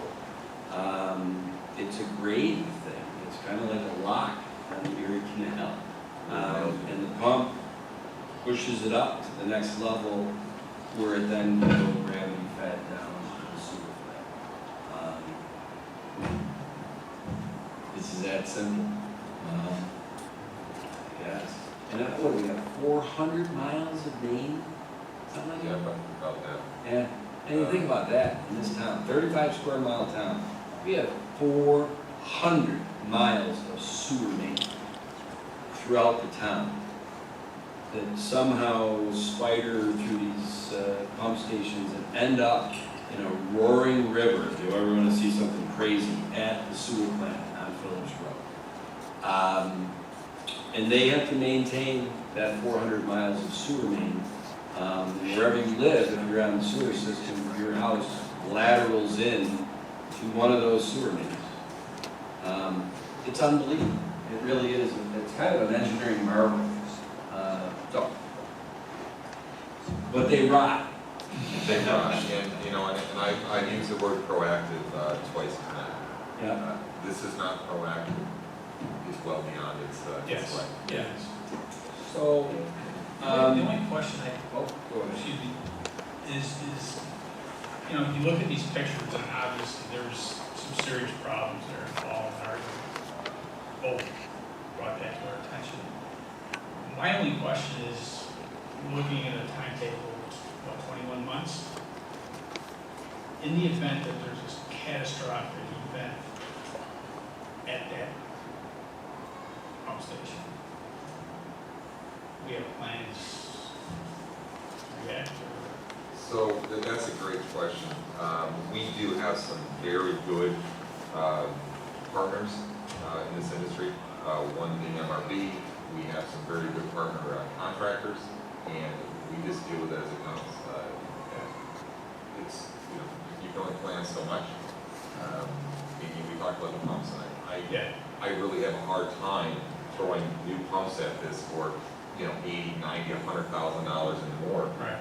Let's just repair them, let's keep costs down, because we know, well, I hope, for the town's good and for the residents' good, that this will be, we'll get a grant and we'll move forward and so forth. We do what we can. Art, can I ask you this? I mean, this is similar to you, and John, I'm glad you asked that question. If I understand it correctly, the sewer department uses a lot of almost like, it's like a heart bypass. If you have a problem with something snaps and breaks, well, the flow doesn't stop. We can't call all of you and say, hey, listen, you gotta stop using your toilets for a couple days until we fix that. That's not how it works. You have to figure out with the engineers and contractors how to bypass with some almost generated whatever, push it back up, because the flow can't stop. You have to figure out how to keep the flow going and not have it just go all over outside on the lawn and out to all the places. Is that an accurate way to describe it? That's absolutely accurate. There's some very big bypass pumps that will be put in place that will be engineered, and they're specialists in their field. Is the cost of running a bypass pretty expensive when something like that happens? It is. Yeah. Approximately, just the pumps alone, probably $60,000 a month. Yeah. So we got a plan for the catastrophic event. It's just gonna be a Band-Aid at $360,000 a month. Pump, not to also include the materials of the bypass pipe and all that stuff, so. We having fun yet, everybody? My wife says, stop going out when we're going out for cocktails and dinner and talking about the sanitary sewers. I find it fascinating. Okay, so these next three resolutions pertain to what we've been talking about for the last 20 minutes in that presentation. So I know that 2 or 3 weeks ago we came in and gave the intention of the town board being the lead agency for seeker. We are now going to declare ourselves lead agency. So does the board have any questions on that process? I'm going to make a motion to declare lead agency for the State of Oregon Quality Review Seeker for the Phosphor Pump Station Improvement Project to the town board. Second. Supervisor Flaherty? Aye. Councilwoman Vitale? Aye. Councilman Cahill? Councilwoman Red? Aye. Councilwoman Moore? Aye.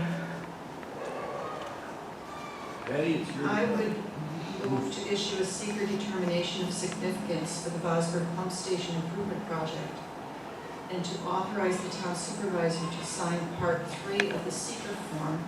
And at the moment, I wish that Councilman Abbott was sitting next to me. Don't be offended by that.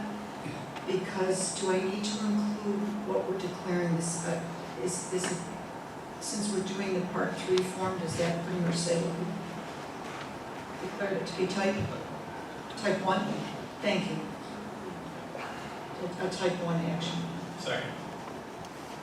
Councilwoman Vitale? Aye. Councilman Cahill? Aye. Councilwoman Red?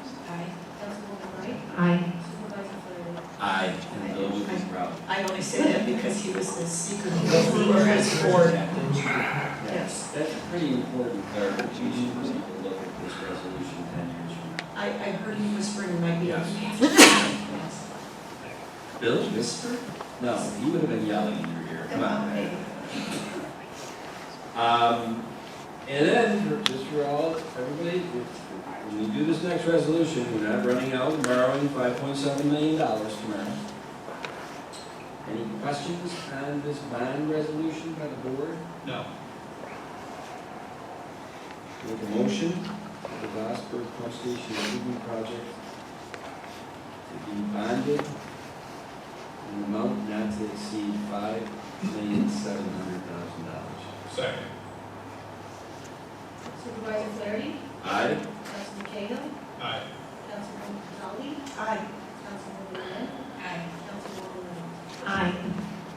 Okay, now we're up to number 12 on the agenda tonight, and I'm going to say two things before we get into this. Number one, Dave, as an Air Force veteran, you came here tonight because you wanted to hear about this one, right? And you've been very patient. We've been here for an hour and 43 minutes so far. So you're about to get the money. Anybody who saw the Webster Herald today, which sounds like a lot of you did, letter to the editor said, what is going on with this town board that you're sending your police vehicles down to Avon? That doesn't make any sense. Okay. We're about to get into that. That's number one. Number two, I'm making an executive decision that the number 13 on our agenda tonight will be moved to number 18. And it'll be the last thing we consider tonight. Okay? Because there are people maybe here for licensing agreements and this and that, and if there is a similar 52-minute conversation amongst the board before there's a vote, I think it would be proper to let people go who are not here for that. So, without any further ado, Paul Adams and possibly Chief Kohlmeyer, explain to us the logic in the bid process that resulted in us taking our police cars to Bob Jackson Ford and Adams. Your part, you want to go first or you want me to? I can go first, Chief. We did a best value bid. I worked with Sam States, lieutenants, regarding this. We basically scored the bidders on various criteria, which included cost of labor, MSRP markup or discount, results of some hypothetical repairs that we presented to them, vehicle transportation services, vehicle turnaround time, and the experience and qualifications of the provider. And based on the scores, we're coming up with Bob Johnson, who we have been using for the past number of years. Yeah, I just want to put a little bit of color around that. So when we put out that bid, it went out to more than a dozen facilities for interest on bidding. We only got 3 bids back. 2 were in town, 1 was out of town. Of the 2 that were in town, 1 of them was disqualified because they didn't meet the bid requirements. So it left 2 candidates left for the bid. Bob Johnson, the out-of-town one, was cheaper across the board on all of the claims. And when we're talking about quality, it's not just a little bit cheaper. It's $55 an hour, less an hour labor on the bid. So when we did the hypothetical cost for the types of repairs, they were cheaper across on each of those. They also do the transportation for free. We don't have to transport the vehicles. They come and they pick them up and they return them to us. So when we looked at the 2 valid bids that we got, we went with the one that was more economically feasible for us and also reduced the operational impact to the organization. If we went with the local one, we would have been paying more for the services. That's bottom line. That include warranty work? Warranty work done locally? Dave, I gotta tell you that for those at home, there's no camera in here, there's no microphone on you, so, but I'm gonna repeat, and especially in the spirit of the day that it is, the veteran Dave Oshie in the audience. He asked the chief, does that include warranty work, all? Yeah, so when we did the bidding process, we didn't differentiate between the type of work that's done. We put the bid out for the repair work for the police department because we don't know what's going to be covered by warranty and what's not until they evaluate it. So we have them as a contract services based on the legal process we have to go through for the bidding, and they're the ones that came back as the more economical choice. So, town board members, any questions, comments? You won't use any local vendor for fixing a tire, something that... No, we do. So we use Goodyear when we do oil changes, tire changes, things like that. It was a more economic process for us to use them. But when the actual repair work for the vehicles falls under this contract. Okay. So I think that the article. Well, it was written, so it must be true. Well, I appreciate the clarification. Absolutely. And I think that'll help a lot of people also. I'm glad there's a lot of people here tonight because I can assure you, decisions like where to take our police vehicles are, with the government money, your tax dollars, much more robust. 12 bids we sent out. I would imagine when you decide where to take your personal vehicle, well, first of all, you're not mandated to be that thorough. We in the government, we are. And it's good that it's set up that way because it protects the citizens to make sure that we're not just making deals for financial using your tax dollars flippantly. So I know I got reached out to by some people. I know there was a letter to the editor in the paper today. I know Mr. Ogie, we kind of were pen pals. Ogie, sorry. And I really like him. I'm calling him the wrong name, but he said it depends on who you talk to, Ogie or OG. Kind of say to me today in your email, what, have you guys lost your minds? We have not. It was a very robust, valid process, and the best value for the taxpayers. No overtime, police officers driving down the add-on, or any of those, I'm going to disperse theirs or whatever, those are myths. So, Yeah, just for clarification, on the local stuff, we have a part-time fleet maintenance civilian that does vehicle transport, so we don't pay police officers. thank you. All right, board members, any questions or comments on this? No, I have none, thank This isn't a contract, right? This is just, okay, so I'm gonna make the resolution to award the best value-based bid for police vehicle repair services to Bob Johnson Ford, 1675 Interstate Drive, Evan, New York, 14441. Second. Supervisor Flaherty? Aye? Councilman Cahill? Aye. Councilwoman Catali? Aye. Councilwoman Lynn? Aye. Councilwoman Ryder? Aye. All right, next up, Charlie, I think this falls into your bailiwick, correct? Oh, We're talking about the settlement of multiple years tax surcharge. this is, we're, I often come to the board, I shouldn't say often, but over the years, maybe once or twice a year, come to the board with a request to approve a settlement of what's called the Article 7 real property tax law. It's basically tax surcharge matter, which means the property owner has challenged in court and Supreme Court for assessment. Most of the time, these are commercial matters, and we go through numerous years of litigation, usually involving discovery, and we end up paying for appraisals. Occasionally, we go to trial. Most of the time, the matters are resolved one way or the other. The courts, of course, encourage that. This is a matter, however, involving a residence. 1688, if you don't know it, is the Patella residence, which is probably the largest one now in the Webster and probably in the county. And we had litigation on this matter before, back in 2016. We had 3 days of litigation. And the matter came back before the Board of Assessment Review in 2019, after the other matter was resolved, and it's been going on ever since.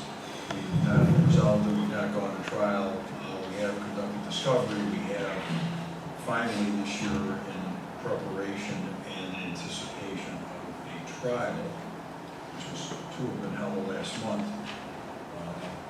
had appraisals made, each side, we did inspections of the property, and we also met numerous times with the court, both personally and with via video. In any event, after all this, we have gone back and forth as to settlement.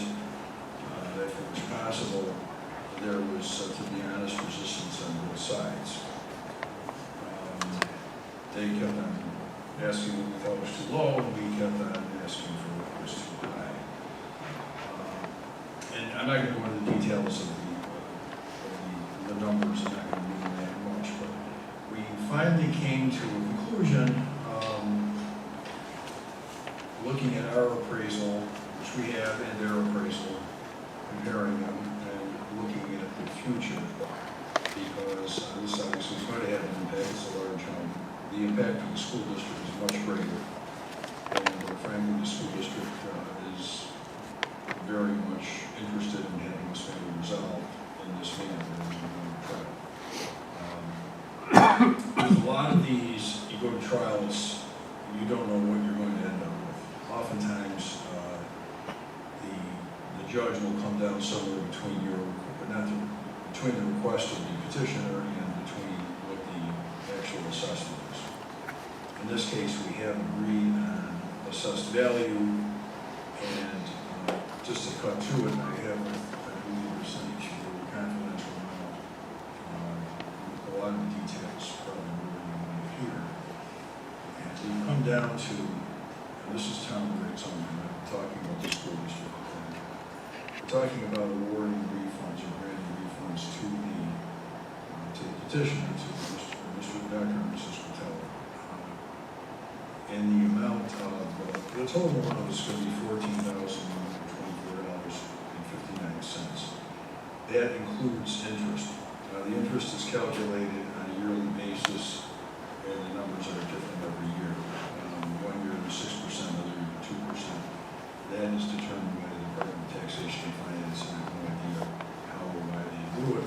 They change it, but each year is a little bit different. For example, for the bill for 2020, the refund is $3,311.20. Interest is $132.45. And the basic, the interest is around about $800, and the remainder, about $13,300 plus is the actual payment. By paying this, there are numerous benefits to the town. Financially, we lock in a certain assessment on the property, which benefits both us and Patellus in the sense that we all know what it's going to be for the next 3 years. It does lock it in this by law, not even the settlement per se. However, if there's a revaluation, that's gone, and the property can be revalued. The other thing is, that by not going to court or not having a judgment, there are penalties assessed, which again are by statute, and there's no costs involved, which again by statute, and in both cases, those could be assessed against the town or the town and the school district. So in any event, I've given you all my reasons on the 4-page memo, and there's a lot of history on this particular property, but I think this is probably the best thing for the town. Ultimately, lastly, the fact of being going through a trial will cost us money. I think we paid probably the last trial about $20,000 an extra fee. So, No, I appreciate the comprehensive email you sent out, laid everything out, so try to go over your recommendations.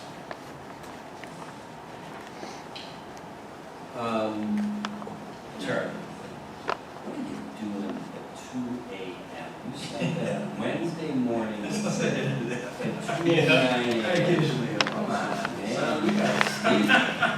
I woke up at 4 a.m. and I'm like, Wow. I beat you to Joe Holmes. Just keep Joe Holmes was keep it, yeah. We both had the same sort of. yeah. So, I mean, I read it all and I was like, yeah, it makes sense. Yeah, it does. If the board have any comments or questions before we do this? My only comment is I'm happy to see this come to a conclusion and it's just over, because it's been going on for quite a while. I want to make sure that we read the resolution correctly for the specificity of some of the things that Charlie said there, that this is the dollars that we're, the years that we're selling in, Yeah. the dollars we're selling You in. want me to just put it in, put the words in? Yes. Okay, I mean, the resolution would basically be to, well, as a matter of fact, to better, we have the stipulation.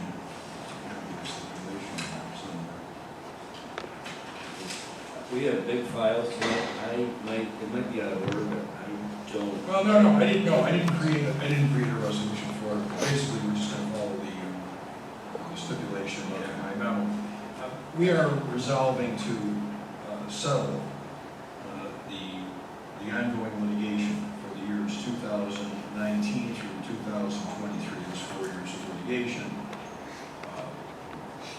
with the petitioners, Patellas, and the Supreme Court tax certiorari matters involving their property at 1688 Lake Road to reduce their assessment in the amount of, well, for the year, well, for the first year, $635,700, and the next year, $636,500, $369,500 for the third year, $361,500 for the fourth year, and $585,000 for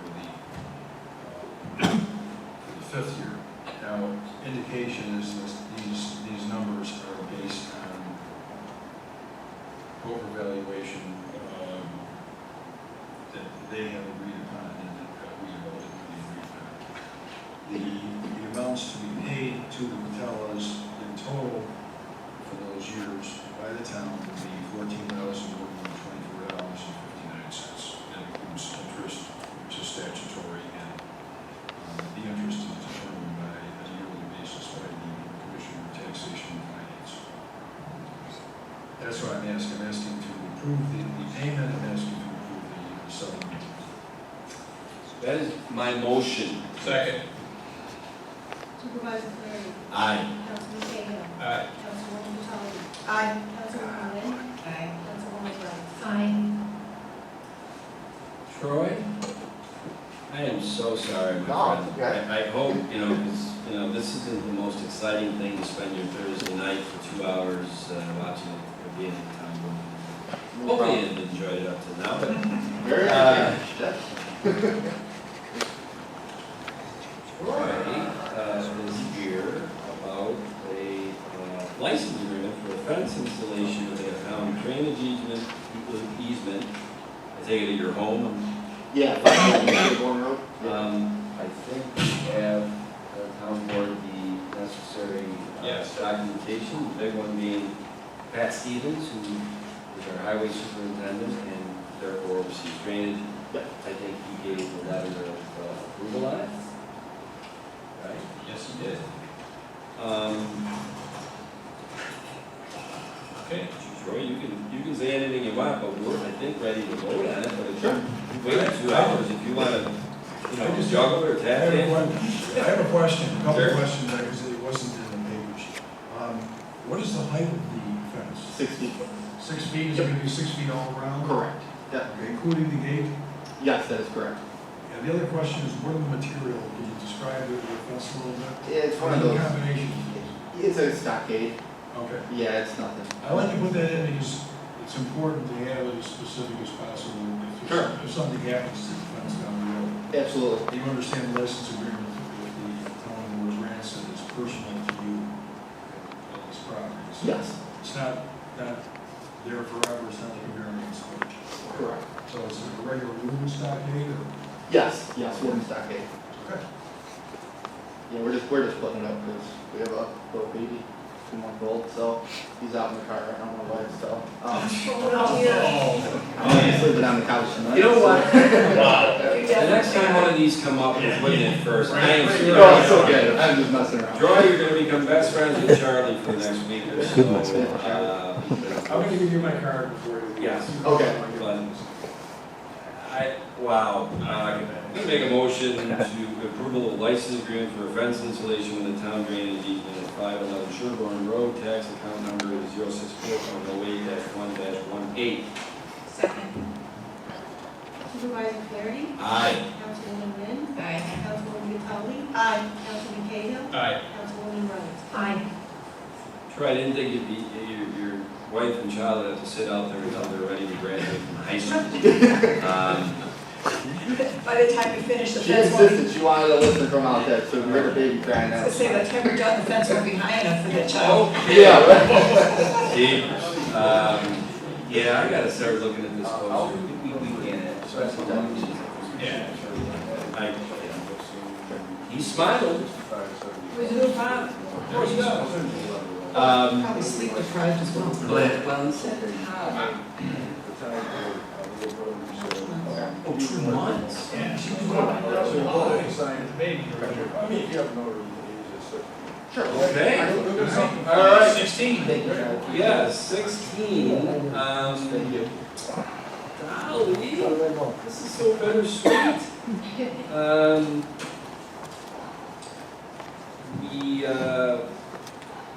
The town went through a pretty robust process of interview. We had 36 applications for town clerk tax receipt, which is great.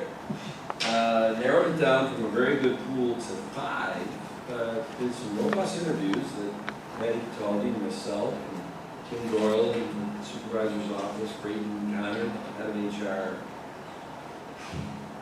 Oh, and Barb Ottenscott, the previous town clerk, we brought her out of retirement and said, be on this committee to interview these people. And we went through it, and we think we gotta go. Okay. I'll back to follow over here. That's for sure. But Deneen Marr, this resolution, I think she's starting on June 24th. And you in your office will make her as an administrative deputy. But we're queuing her up because Dolly is officially retiring, I guess, Sunday, June 30th. The Deneen Marr will be the new town clerk tax receiver as of Monday, July 1st. And she will finish Dolly's term because actually, believe it or not, we appoint the town clerk, I think, a 2-year term that follows, I guess, the supervisor. Dolly, being the quality person that she is, she'll have a week while she's still the clerk to train Deneen. But that's a pretty big position, town clerk tax receiver. Deneen isn't going to have all she needs in 1 week. So Dolly, we are bringing her back as of July 1st in a part-time capacity. And we'll see how July and August goes within her training of Deneen. And we'll see where that goes. So, any questions from the town board? No, I want to say we had several very qualified and very good applicants. So I make a motion to appoint Deneen M. Marr as the town clerk and receiver of taxes effective July 1st, 2024, for a term of 1.5 years ending December 31st, 2025, and that her fees as such be turned over monthly to the supervisor. Since I was very invested in this process, I would like to second that. Supervisor Flaherty? Aye. Councilwoman Cataldi? Aye. Councilman Cahill? Aye. Councilwoman Lennon? Aye. Councilwoman Wright? Aye. Paul, I guess that you probably are best to explain this. Yeah, I can explain. In conjunction with our agreement with Penfield Volunteer Ambulance, we would like to have signed a collection service agreement with a commercial acceptance company. Penfield currently uses them. I know that any accounts that we choose to turn to collections, it's going to be at our discretion. And talking to Glenn Becker over there, typically the accounts that are sent to collections are at least 90 days past due, and they would amount to at least $200. The fee that would be charged by the agency would range from 25% to 45%, depending on the number of times that they need to pursue it. Any questions or comments? So I would move to authorize the town supervisor to sign the commercial acceptance company, CAC, collection service agreement related to Webster Emergency Medical Services. Second. Councilman Cahill? Aye. Councilwoman Wright? Aye. Supervisor Flaherty? Aye. Councilman And I just want to let you know, 3 weeks from tonight, on June 27th, at 5:30 for our town board workshop on that night, Penfield Volunteer Ambulance, either Glenn Becker and or Dan Reardon are coming in and are going to give an update, statistical analysis of the first 3 months that they have been covering the full 35 square miles of Webster, which encompasses both the West Webster Fire District and the Northeast Joint Fire District. They started that on March 28th, and they'll report on June 27th, which is exactly 3 months. So, for those at home, we hope people come to see it. Next.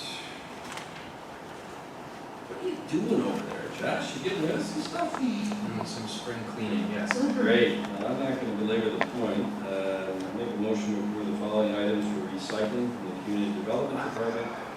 A bookshelf tag 03803, a bookshelf tag 02219, a chair 03262, and a grade level tag 03408. Second. Supervisor Clary? Aye. Councilwoman Wynn? Aye. Councilwoman Cody? Aye. Councilman Cahill? Aye. Councilwoman Brown? Aye.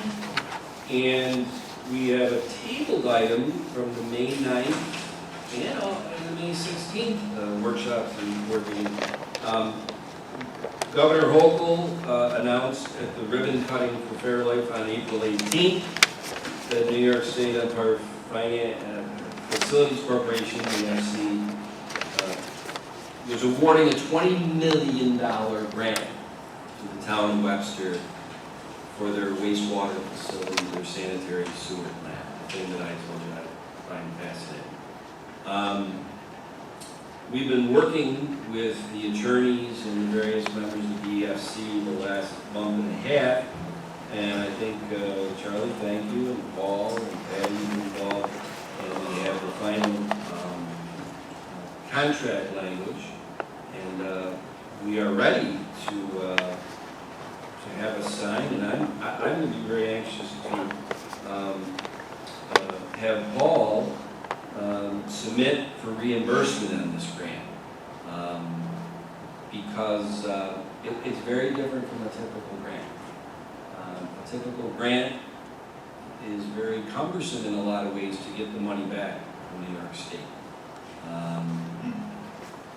We are looking at this contract and we're somewhat like, this seems to be making it somewhat easy and clearing the path. So certainly getting our hands on that $20 million is going to help in a lot of ways. It'll have a lot of ramifications on moving the plant construction along, but also as we do the 2025 budget. Any questions on this? No. I would move to authorize the town supervisor to sign the New York State EFC $20 million grant agreement for the wastewater treatment plant Phase 2 project. Second. Councilwoman Cody? Aye. Councilwoman Wright? Aye. Councilman Cahill? Aye. Councilwoman Wynn? Supervisor Clary? Aye. Okay, it is 9:42. We're down to the last resolution on the agenda tonight, which is a resolution to approve an application for the establishment of a privately owned heliport at 893 DeWitt Road in Webster, New York, commensurate with General Business Law, Section 249, and the Webster Town Code, subsection 350-3. Now, I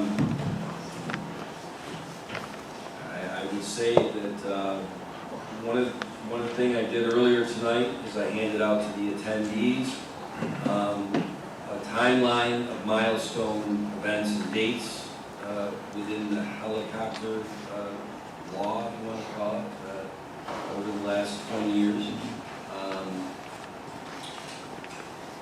We had speakers when we repealed the law on February 22nd. We had speakers at the February 1st public hearing.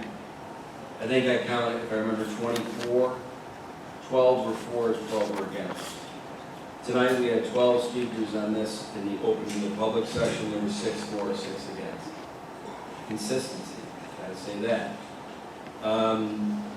But it really, at this point, comes down to the fact that the General Business Law 249 addresses a heliport, an airport, and really spells out the three-part process of that approval. And it starts with the FAA, and then if they approve the site, and the pilot and all that stuff, then it goes to the New York State Department of Transportation Aviation Division. And then if it gets through those two, then it goes to the local municipality to do a derivation of an approval. Interestingly enough, since we repealed the law on February 22nd, it really wasn't officially repealed, I think, until April 3rd when you got back from the state that they recognized it, Dolly. I've had 2 people in Webster say, hey, I'm interested in, putting a heliport on my property. And I said, well, that's great. Here's section 249. Go to the FAA, go to the New York State Department of Aviation. And when you get that stuff all together, come back to us. We'll see how that works. I don't think usually half-acre lots in Webster, the FAA and would approve it. What do I know? They're the experts. So, I'm going to hand the baton out because really the work that has been done on this at the board level is by Councilwoman Wright and Councilman Cahill within this 3-pronged process. So I'm going to hand it to the 2 of you to either state or whatever before we move on. Well, I think that, several speakers made a very valid point this evening. And, the board should be making a factual decision rather than an emotional one. One of the first things I did was to contact the town of Ontario, and I received the contact information for the attorney at the time that the town of Ontario went through this process. And that's where I learned about General Business Law 249, and the code of the town of Ontario was silent with respect to heliports, and therefore they chose to treat the heliport as an accessory use to the house. And from what I've gleaned from speaking to his attorney and doing some other research, that it is a pretty heavy lift to get the FAA and the New York State DOT aviation departments to authorize this heliport. They do the site visits and they look at it very carefully and diligently. And I rely more on their expertise than obviously mine. I'm not the expert. They're the governing bodies to make those decisions. So, in my opinion, he has followed business law, General Business Law 249, and I'm in favor of approving the application.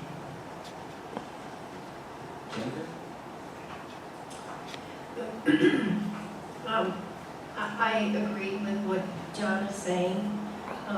One of the reasons I mentioned earlier, and I realize we're talking about a private use versus a commercial helicopter flying over the town.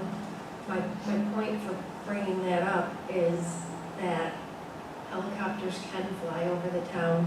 The FAA is the one that governs that.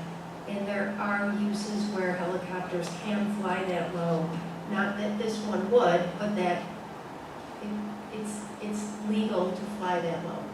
And I think it's relevant from a safety and a noise perspective to mention that. Again, the approval process is very clear, and the FAA and DOT approval is there.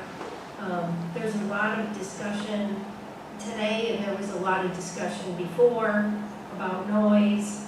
and we addressed that last time with the noise from a helicopter is less than that of a lawnmower, and everybody mows their lawn. I also take into consideration, I understand the concerns about safety and the noise in general, but the neighbors closest to the property, the two neighbors closest to this property in question, have no concerns and don't have issues with the noise. The other thing was, like you said, Tom, the law has already been appealed, which was the law of not allowing taking off and landing in the town of Webster. And I think, lastly, I sort of agree with the statement, like, about safety and a helicopter can crash, a plane can crash, a car could crash. I mean, accidents happen all of the time. That wouldn't be a reason why you would not approve this application. So for those reasons, and I agree with John, I am supportive of the application. Jenny?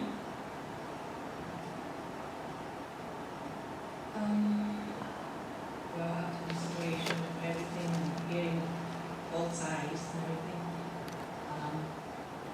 I just would like to know the point of order, if you could explain that. Point of order? Yeah, about that, why we already repealed the law, right? Correct. So, why do we have to do this? This is, well, you don't have to do it. It's basically, it's a request by a citizen to grant grant a permit. I'm not sure either. I mean, I'll be glad to address that now, I can address it later, because I have some questions about the procedure myself. So, but I'm just saying, like, if we already read the law, why can't Mr. Because the application is not to fly, the application is to have a heliport, which is different. In other words, the FAA and the state of New York can allow somebody to fly in and out, and that's been repealed. The ability to land a helicopter or airplane or whatever has been repealed, so that's no longer an issue, as it was before. The issue now is the use and creation, well, I should say, the creation and use of the heliport. But it's just like if he having, his house, right? And he have a garage, he can park his car inside the garage or take it outside.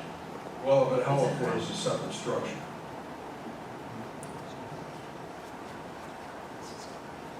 And you could say heliport is a separate structure, there's going to be different kinds of structures. If this is considered, other applications can be made. There's a principle of law. Sure they can, but they're gonna have to go by general business law too. No, general business law has nothing to do with this. This is an application to the town board of the town of Webster for a permit.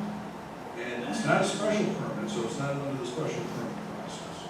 I'm going to say this because I think, I'm not going to be here forever, but the fact is, this is going to be an issue that's going to haunt this board.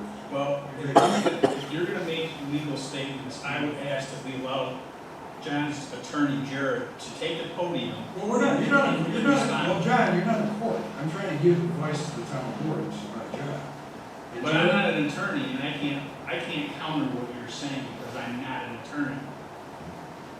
Okay, but you don't want to hear my advice? I sure do. Okay, that's up to the supervisor where he wants to do that. I'll be glad to discuss the whole thing openly. If Jared wants to go back and forth, we go back and forth. Keep going. I'll reserve judgment, I guess, on whether Jared goes back. Anyway, I want to clarify, because Ginny has questions. Why are we doing this? The law was repealed, the procedure which legally stopped Mr. Bashine or anybody else from flying a flying machine, be it a helicopter, a plane, whatever, was repealed. So therefore, they can do that. As far as the FAA goes, that's different. That gives somebody the license to fly. It has nothing to do with the town of Webster. We don't control the air. We have control of the land in the town of Webster. We can control the zoning in the town of Webster. That's constitutional and statutory, so we're allowed to do that. The application here is for a permit. There's nothing in our code that says somebody can come in and say, permit me to do this or permit me to build this particular structure. There's nothing in our code. The heliport is not listed anywhere. It's not listed in any district, it's not listed anywhere. Thereby not being listed, it's something that really you never see variance for, I would say. That's number one. Number two, Mr. Hale brought up the issue of an accessory use. An accessory use is listed in our definitions as a use customarily incidental and subordinate to the principal use and located on the same lot with such principal use. Is this a customarily incidental and subordinate use? I guess I put that to the town board. I don't see where it is. I mean, you can say anything is customary then, I guess, if you're saying a heliport, I don't know how a heliport would be customary to any use of anything. If that's the basis for granting this permit. But if that's the case, if this is a customary use, then why would Mr. Kashani or anybody have to come before the town board and ask for it? I mean, I guess there's a procedure here that I don't understand. And I don't care what the town of Ontario or any other town does. I represent the town of Webster, I'm advising the town of Webster. I don't understand what the authority is for the town board to do this. I've already given you all my opinion on this, by the way, in you various emails. And I've given my opinion to Mr. Hurt, he knows it too. I don't see where there's a legal right to do this. If Mr. Kashani or anybody else wants to go to, if they believe it's an accessory use, or they believe it's something they're entitled to, they can go to the zoning board of appeals and ask for use variance. Tell me where the authority is for the town board, I guess, is what I want to know. Are you asking me to comment or no? Pardon me? Okay. I guess I'm. Not yet, Jared, not yet, I'm still. Well, he was just looking at me. I That's get to why I be was judge, this is great. Not really. No. Okay. I want to move on to Patty, but I want to stay with Charlie for a second because he is the town attorney and he's giving advice to the town board. And that's a very valuable resource for the town board. I want to be measured. So let me answer this, Charlie. We repealed the law, that's irrefutable, that was February 22nd. The state acknowledged it back at the end of March, early April, so here we are. If Mr. Kashani, who to the best of my knowledge to this point has honored my request, I don't know if I call it a mandate, don't land your helicopter there, don't take off there until we finish this process. In your opinion, if we did nothing, what is the recourse of the town and the police? I'll say, sorry, chief, okay, if he lands his helicopter and takes off from that heliport. Police, nothing. What is the town doing? I guess ticketing for an unauthorized structure. I don't know, I guess I'm not gonna put Josh on the spot here, but I mean, I think it would be up to the code enforcement officer to enforce the code. And I don't want to air dirty laundry, but our code enforcement, we have a great code enforcement officer, but we have a very circuitous, I don't even know what to call it, but we go through with these garbage properties, and all of a sudden we get into court and they don't show up, and then the judge just dismisses the case. That's what's happening right now. So I'm going to ask again, what teeth does the town have if we do nothing and it's like, all right, the law's gone, so what teeth do we have? The other teeth would be to bring a Supreme Court action. Who's bringing that action? Jesus. So the appetite of that suit would have to be brought by who? The town board? By the town board. The town board would direct me or some other attorney to proceed. Well, I would think we would all agree that we are on completely opposite ends of the spectrum from the town looking to put a nice ribbon around a process and give him the final authority to do this through structure or whatever.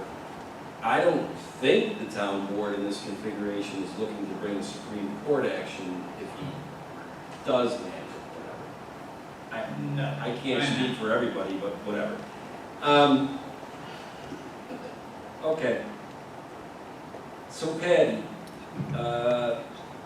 what do you got on this, so, if you don't mind me asking? To Jimmy's point, one of the things that was discussed when the vote was taken to repeal the law was that after the applicant went through the proper permit processes and reviews, that the approval still landed back at the town board level, even though that law had been repealed. So it's before us tonight. I've heard a lot of people discuss both sides, and I can appreciate their views.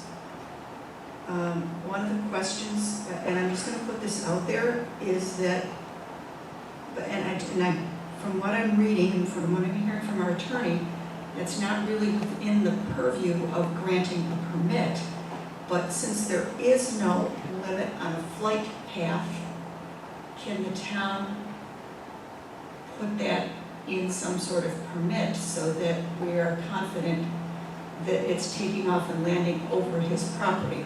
That being said, that's not my issue, okay? My issue is that in listening to people and listening to the discussions before, and I think we all know that I was a no vote on this.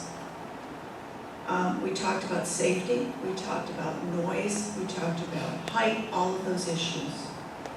To me, I appreciate the fact that there are experts who have looked at the flight plan, who have looked at the applicant's qualifications, and those experts have said this passes muster with everything that we have the ability to control. What those experts cannot give an opinion on, to me, is extremely important, and that is the quality of life for the entire neighborhood. And in my mind, yes, maybe somewhat emotional, but I don't think that this applicant or this permit perhaps adds anything to the quality of life of the entire neighborhood. It adds to the quality of the life for one person. And that's been my stance all along. And it continues to be.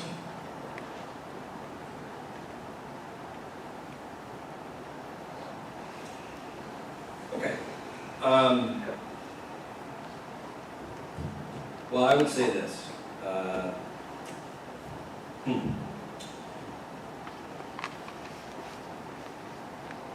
My whole thing has been, since this began, is, and I'm a broken record on this. I think the department heads have heard it from me many times, whatever. I do not want to build systems and laws based on a person. Because when you build it around a person, then it doesn't have any continuity into the future. You need to build systems for an organization. You need to build laws that have a pragmatic aspect that takes out of the equation your biases toward the person. In my professional career, I have had to advocate, because it was the right thing in my opinion pragmatically, for people that I did not like personally. I also had to go against, because pragmatically, to my mind, it was the right thing to do, for people that I really liked. So, it has always been my opinion that this law went into effect 15 to 20 years ago because of the dislike of John Kashani, which some of that dislike from the people down there might be well earned. I've known John for a long time. Maybe some of it is well earned. But that's not how I roll on these things. So as I've gotten more education on it, what I would like to leave the town with, when I'm long gone and this town board is long gone, is a template for, as helicopters become more popular, which they may, okay, that what is the system that we follow in approving them. And it seems like, barring changes at the federal level or the state level, yes, these experts come in and say that land and all that is, we're okay with that being at the FAA level, a heliport. My guess is there are not too many pieces of property in Webster that would get that approval. And then whatever criteria the New York State Department of Transportation Aviation Division, the same criteria, would be tough to get. So just because potentially only one person has the ability to get that at this point, I never saw that as like, well, it still is, if they followed the process and all that. I just didn't see any problems with it, regardless of whether I love John or hate John. So I do feel like a judge. Isn't that what a judge is supposed to do, Charlie? You gotta miss my call, you know? I love Charlie. I think Charlie, human beings, we're all human. Charlie wrote the law. This is a great guy, but we're all human. He is not leaning toward this, and he is going to give advice, in my opinion, because he wrote the law. And the law was a great piece of legislation, and attorneys take so much pride in that. And you know how much pride you take is that when then it gets challenged at a court level and the judge upholds it, they should put a banner up on the wall that Charlie wrote a great law. But just because that law held up at a court level doesn't mean it is the right thing. We've all learned that. Laws and rules don't always mean that they are the right thing. They were the creations of man. Man is a frail object who is got faults. Now I feel like I'm a preacher. We're going to get to the end of this. My concern is the lack of flight path. I guess I'm taking the opinion that whether it's there's some precedent of other town boards, this and that, the code's silent on it. We do stuff all the time at the town board level that the code is not overt on. And I don't know if there's an Article 78. People want to challenge it, they can challenge it. I would like to see the town board, I think this is, we do fill permits, right? We do licensing agreements. How are we doing those for? Shouldn't they be at the zoning board and the planning board? No, our code says they should be here. Is that the right thing now to have them there? That's for another day. But I'll tell you this, something like this, I'd rather be at the town board, not at the zoning board. So if it's a permit, special use, or what are we, accessory, R2, R3, if we have some latitude on that, my suggestion, and that's why I said to Jared, where is the flight pattern? Because common sense says he's got a unique piece of property, fly out over the bay, come back in over the bay. But there's no place in the rules that says he has to. Does the town board and whoever's making this resolution motion want to add that in? And just like anybody can contest it, I don't know if it's an Article 78, adding that in, maybe Mr.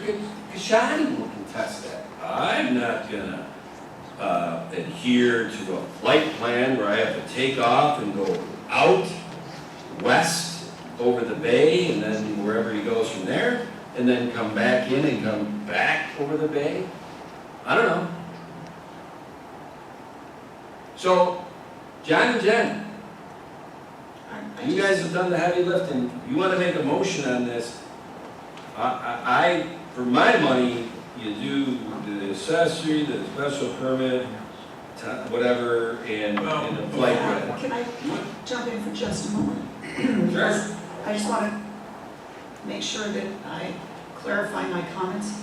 It is not against one person. I'm not doing this to go against John Kashani. I think he knows that. And to me, and there are others that have come before us who've said, I'm kind of interested in that too. To me, it's the same issue for every neighborhood that we look at this, and I certainly hope there are not a lot of properties that would fall into this category, but it's still a compromise for an entire neighborhood to benefit one person. I'm just looking at... And Patty, I totally appreciate it. When I said it was the law, in my opinion, 20 years ago, it was against one person. I never said that what's happening on this vote right now. Deja vu, February 22nd, I put it out there in the handout. The board voted 3-2 to repeal the law. Karnak, everybody remember Johnny Carson? I can kind of see this might go a 3-2 route again. I was the third vote that got it over the top, just the way sequentially it went on February 22nd. I made a lot of comments how I had some consternation about it for some of the things I've said tonight. The specificity of the flight pattern and this and that I couldn't see in the FAA and all that. Now, I've made a suggestion, or I've made a comment here, to Jennifer or John is going to make this resolution, if this is going someplace tonight. If you make the resolution based on your research and what you've heard tonight, Jennifer and John, choose your words wisely on how you frame that resolution. Do you understand what I mean by that? So you want us to include in this resolution the flight path? Ingress and egress. Do we have some latitude? Our attorney says that it's silent, and if it's silent, either does that mean we can't do it and it should go to the zoning board, or does that mean, well, listen, we got some latitude, let's according to another attorney, when the FAA regulates that aspect. Now, It's silent to it in there. okay, well, this is where I want another attorney's opinion based upon input. I know what his opinion is. Well, no. Your opinion is that the FAA doesn't Please let me finish. Please Okay. let me finish. All right? I would like his input based upon his client, what his regular path is. If his regular path is to come in from the bay and go out from the bay and has no problem with us including that language, then I have no problem. But I would like his input. Okay. And that's, you know what? It's 10:15, I'll tell you what. As you're moving up to the podium, Jared, to give your input, another attorney's opinion on this, okay? Which, nothing against you guys, but I've dealt with attorneys for my whole career, and you guys could debate, like high school debate, pick this side today, pick this side tomorrow, and you'd sound equally passionate to both sides, all right? Now, I'm gonna just say this.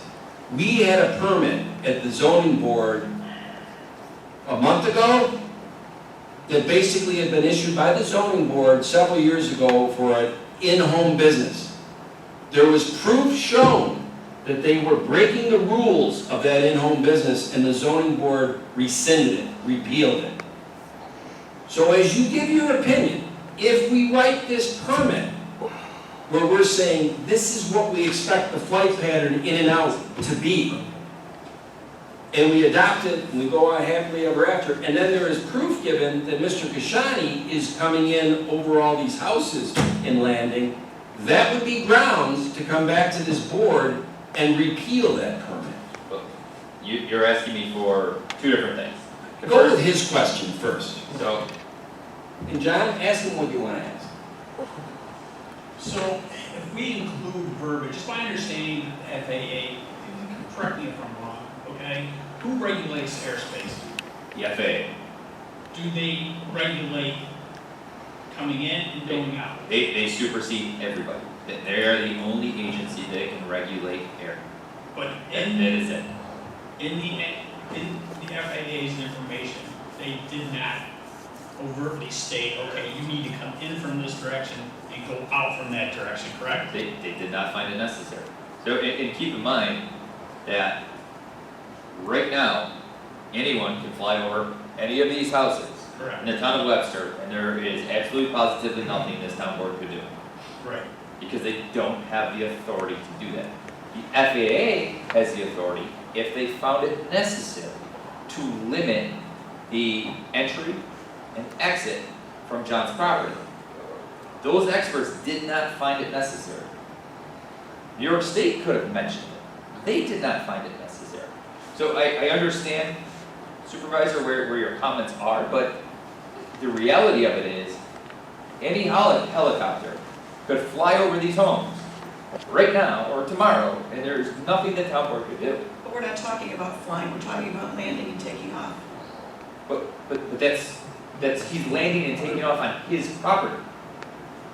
So it's the same thing. Jared, can I ask you something? Yes. And like I said, we can have fun with this all night, but I don't want to keep everybody here all night. I also heard from one of the speakers that 1,000 feet, 500 feet, but that doesn't come into play from takeoff and landing, because we understand that the FAA or New York State, that you when you take off, there's a point where you're 1 foot, and then you're 10 feet, and then you're... Yes. So they have overtly said that. So my point is that because that in the legal world is, well, look at that, you don't have to be 500 feet when you're taking off and landing, then he could basically come over all those neighborhoods and get down to basically trimming their house as he's coming into land and say, where is that not saying that, hey, I wasn't at 500 feet because I was coming into land? Absolutely not. Because all they would have to do is take out their smartphone that everyone has, take a photo of it, send it to the FAA, and then all the work that John's done in getting his license is put on hold. Absolutely not. And it's so easy nowadays to prove that, to your point. If he's doing something that violates federal law with the FAA, that's all you have to do is report it. Oh, look, here's the video I took. Here's the picture I took. And it's over. So, I mean, there are so many safeguards in place, which is why I stood here many times over the last few months saying, you've got the FAA, you've got New York State, and now we're back here again. So, I mean, you've had 3 agencies or 3 administrative boards look at this, experts on aviation approve it, and now we're back here to really talk about the heliport. That's what we're here for. There is no, I can keep going on and on and on, I don't want to. I want to stop. No, I mean, because I take exception to a lot of Jared, I'll comments. tell you what, a lot of latitude here tonight, a lot of whatever, but I also, you know, I'm I would trying to- never accuse us, and that's why I handed out the milestones and whatever. We're not lazy in this. There's been a lot of town board discussion, 52 minutes before we voted on February 22nd. There's been 36 speakers at the public hearing on February 1st, and then tonight. A lot of, back and forth, all this. And every day I learn something new. I mean, that was very interesting to hear that the blue helicopter is probably the RG&E or whoever helicopter, and people think that's John when John's helicopter is red. That's the kind of misinformation that will run things off the rail. A lot of stuff going on here. Thank you. I think I've got everything I need as an opinion. And Charlie, I appreciate everything you've done and do as the town board attorney, or the town attorney. So really, to tell you the truth, like I said, this is John and Jennifer's, they've kind of been spearheading the work on this, and I say that because some of the presentations that you've done, Jennifer, on this, and from the podium or from your place, given all the research you did, and John, you dig in like you do dig in for things. I'll admit, I have not dug in like they have. So, they made the motion back on February 22nd, and the law got repealed. I'm saying that was easy because it was just repeal it. There was no dressing up of the wording of the motion and what we are going to put in for posterity on this. How would you, if you want to make a motion on this, how do you want to do it and how do you want to word it so the rest of the board can vote?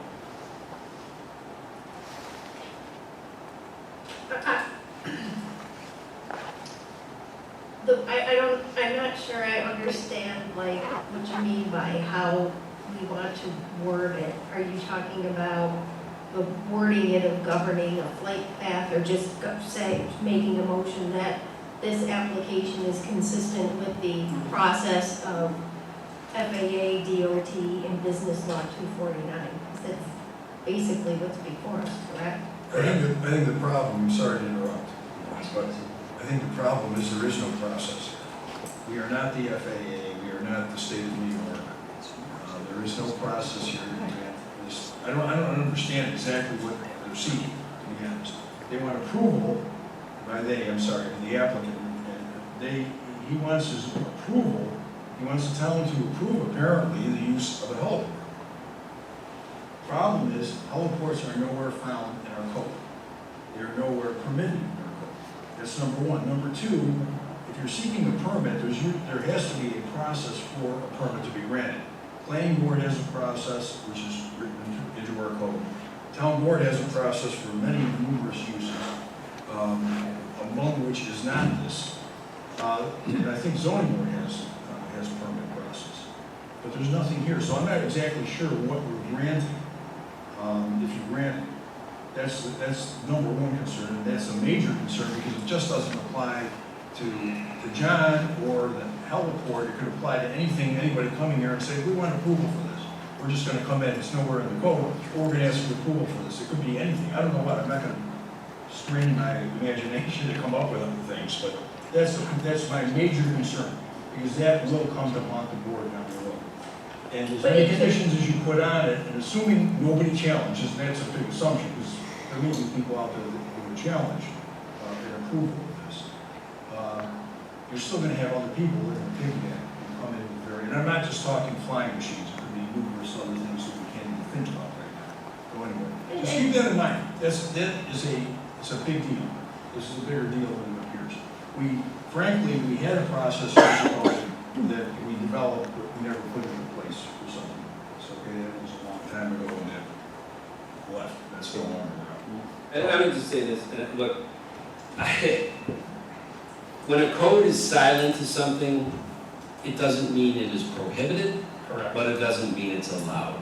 And that's why you guys make money as attorneys, because then a process starts of how that works, right? Now, we have things, I would say that the zoning board of appeals, for the most part, you're asking for a variance.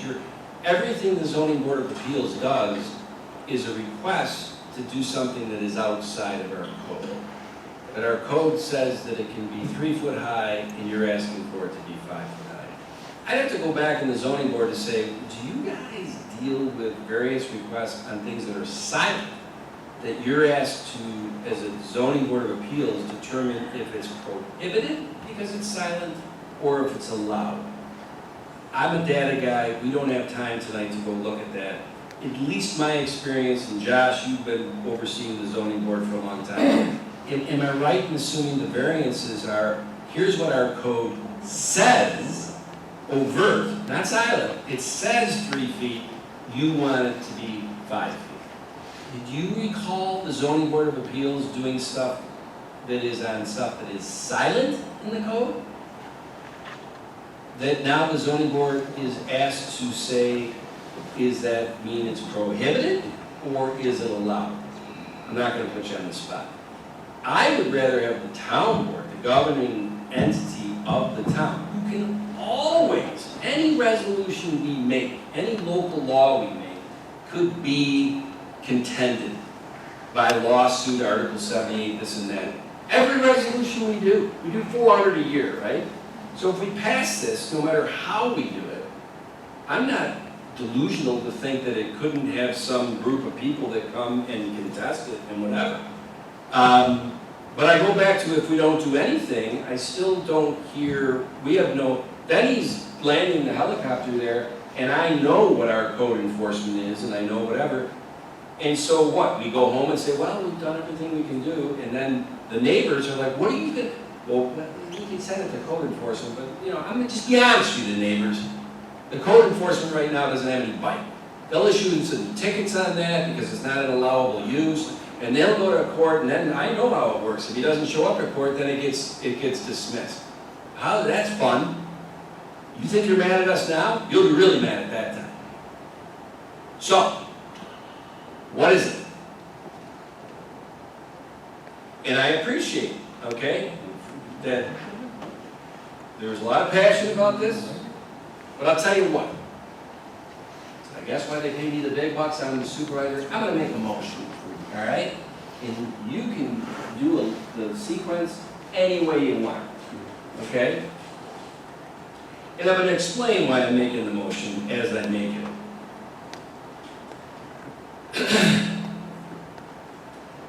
I'm going to make a motion to approve an application for the establishment of a privately owned heliport at 893 DeWitt Road, Webster, New York.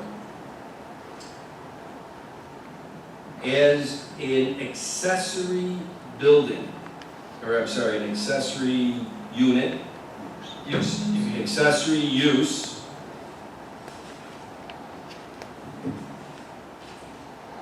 permit. And I'm gonna leave it at that.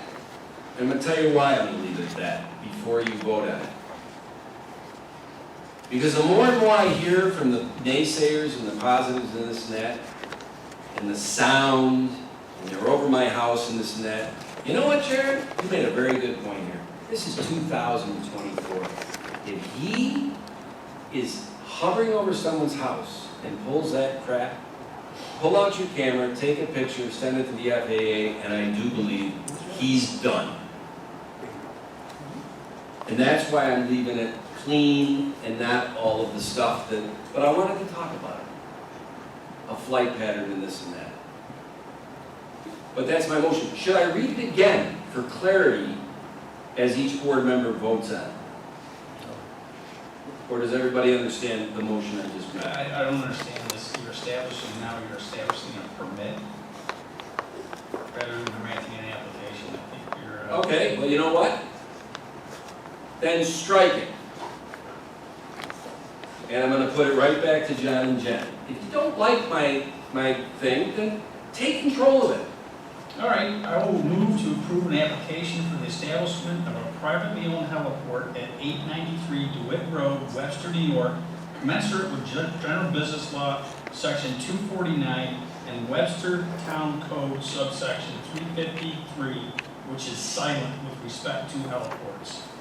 That's my motion. I'll second that, and I'm gonna explain, I'm seconding it based on the research that I've done, the discussion here tonight. There was a process, there is a law for establishing a private heliport, there is an approval from the FAA, there is an approval from the DOT. That's the process, that's the three-step process.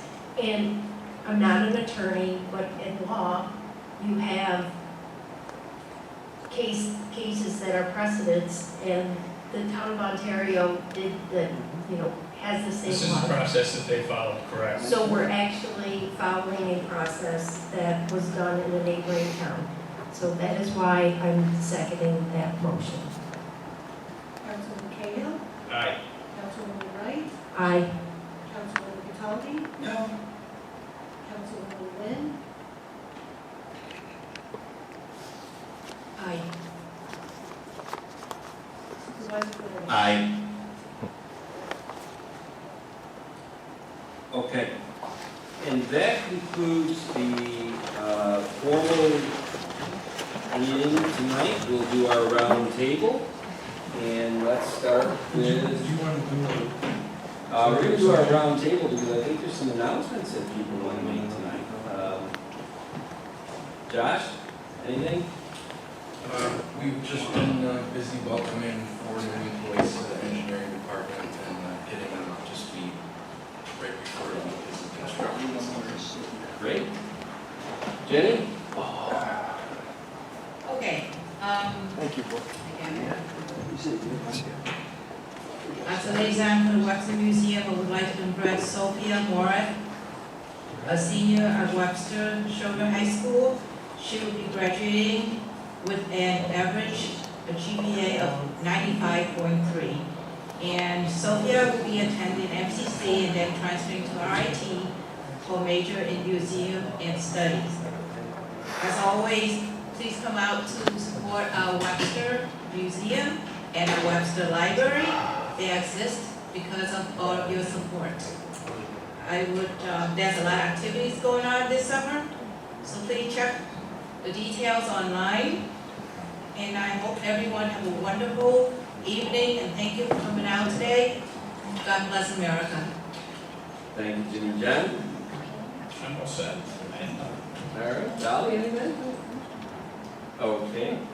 Jennifer? I have a few. So the highway department will be starting the chip seal process to maintain the roads on July 28th to August 2nd. And I will be doing some of the work or joining Supervisor Flaherty in going door to door to speak with residents who will have their roads tarred and feathered, as I call it, chip seal, tarred and feathered, to maintain them and explain the process. So that's coming up very soon, and we'll be going door to door very soon. Parks and Recreation, fingers crossed it does not rain this Saturday for the summer celebration. It's Saturday at the Recreation Center from 4 to 10 p.m. And there will be fireworks at 9:45, so Webster gets ahead of all of the other festivals and starts the summer a little bit early, so we're very excited about that. And the assessing department, the third department that I'm the liaison to, is, I don't know, Charlie, are they through all of the grievances at this point? or- We have one more meeting on Monday the 10th. So, I'm hoping that will be the issue. so it was a light grievance year, as you might expect with a 52% equalization rate, but people don't want to rough plenty feathers with their, no one's arguing their assessments this year. The last thing I want to say, I'm sorry, we haven't met in a while, so there's a lot of things.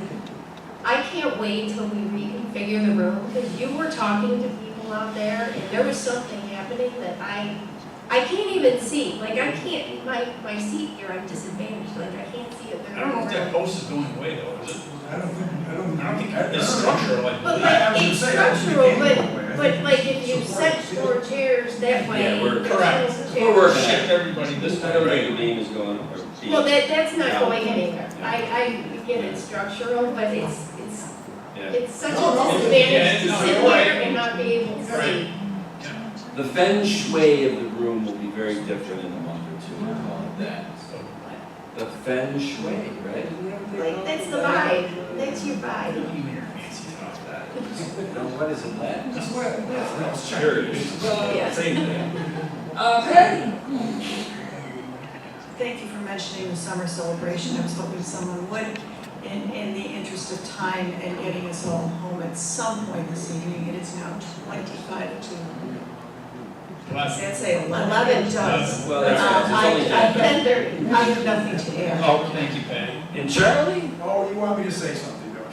I do, buddy. All right, Good night, Charlie. starting tomorrow, the town is gonna be putting out, they're putting meat at pasture. and they're Don't gonna be forget, putting that's out- not true. That's not true. And Not they're putting- true. No, it's not true.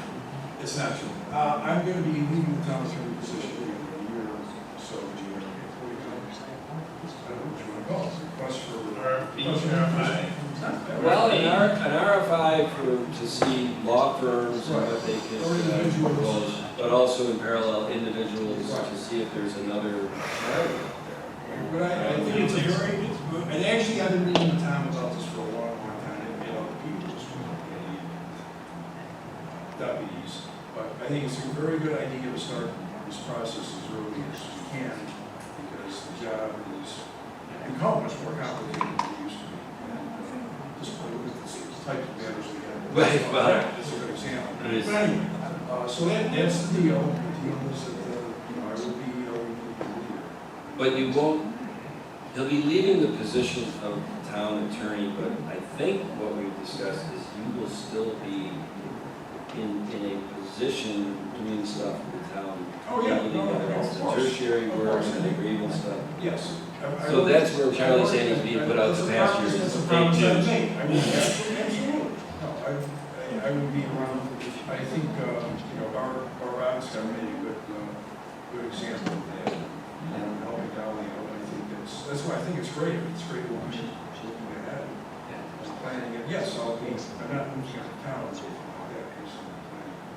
Charlie, you announcing this today, we lost John Elhart today, and now it's you. I don't really know what to do. I'm almost as old as he is. So, thank you, Charlie, and there'll be more discussion about this, and I can't stress enough, Charlie is, at least if I have my way, which it's his and his wife's decision, and his family, Charlie will still be with the town in 2025, in some capacity, in legal consultation. You don't lose that kind of institutional knowledge and just, No. you can't do it. Charlie, I've known you for a number of years. I continue to respect you. I will always respect you. And I think this evening is probably one of the only times I have ever disagreed with you. But I still respect you and always will respect you. There's nothing wrong with back and forth. It's not a personal. No, it's not. That's an Right. intellectual Correct. disagreement, yeah. Correct. I just wanted to. So I appreciate as we it. get to me on this roundtable, me being buzzkill, I'm making a motion to go into executive session God, kidding. under section 105, One F. subchapter I think it says, F. this has to do with the discussion of a person, correct? About a personal matter, okay, Yes. personnel and personal. Yeah. Yes, one F. One F. Oh, no? And that's my motion. And I also want to, if the town board, Charlie Genesi is the town attorney, and Chief Dennis Kohlmeyer and Captain Mark Reed are invited to this executive session. That is my motion at 10:34. Second. All in favor? I mean, nobody's opposed formally, I think everybody's opposed personally, because we've been here 3 hours and 4 minutes. Well, this is what we Cap have. and Chief for sticking around.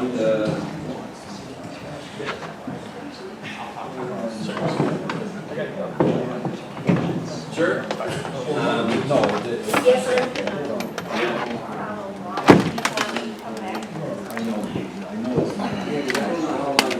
Dan and Bridget, I'm sorry. Where are you going? 2 minutes. Okay.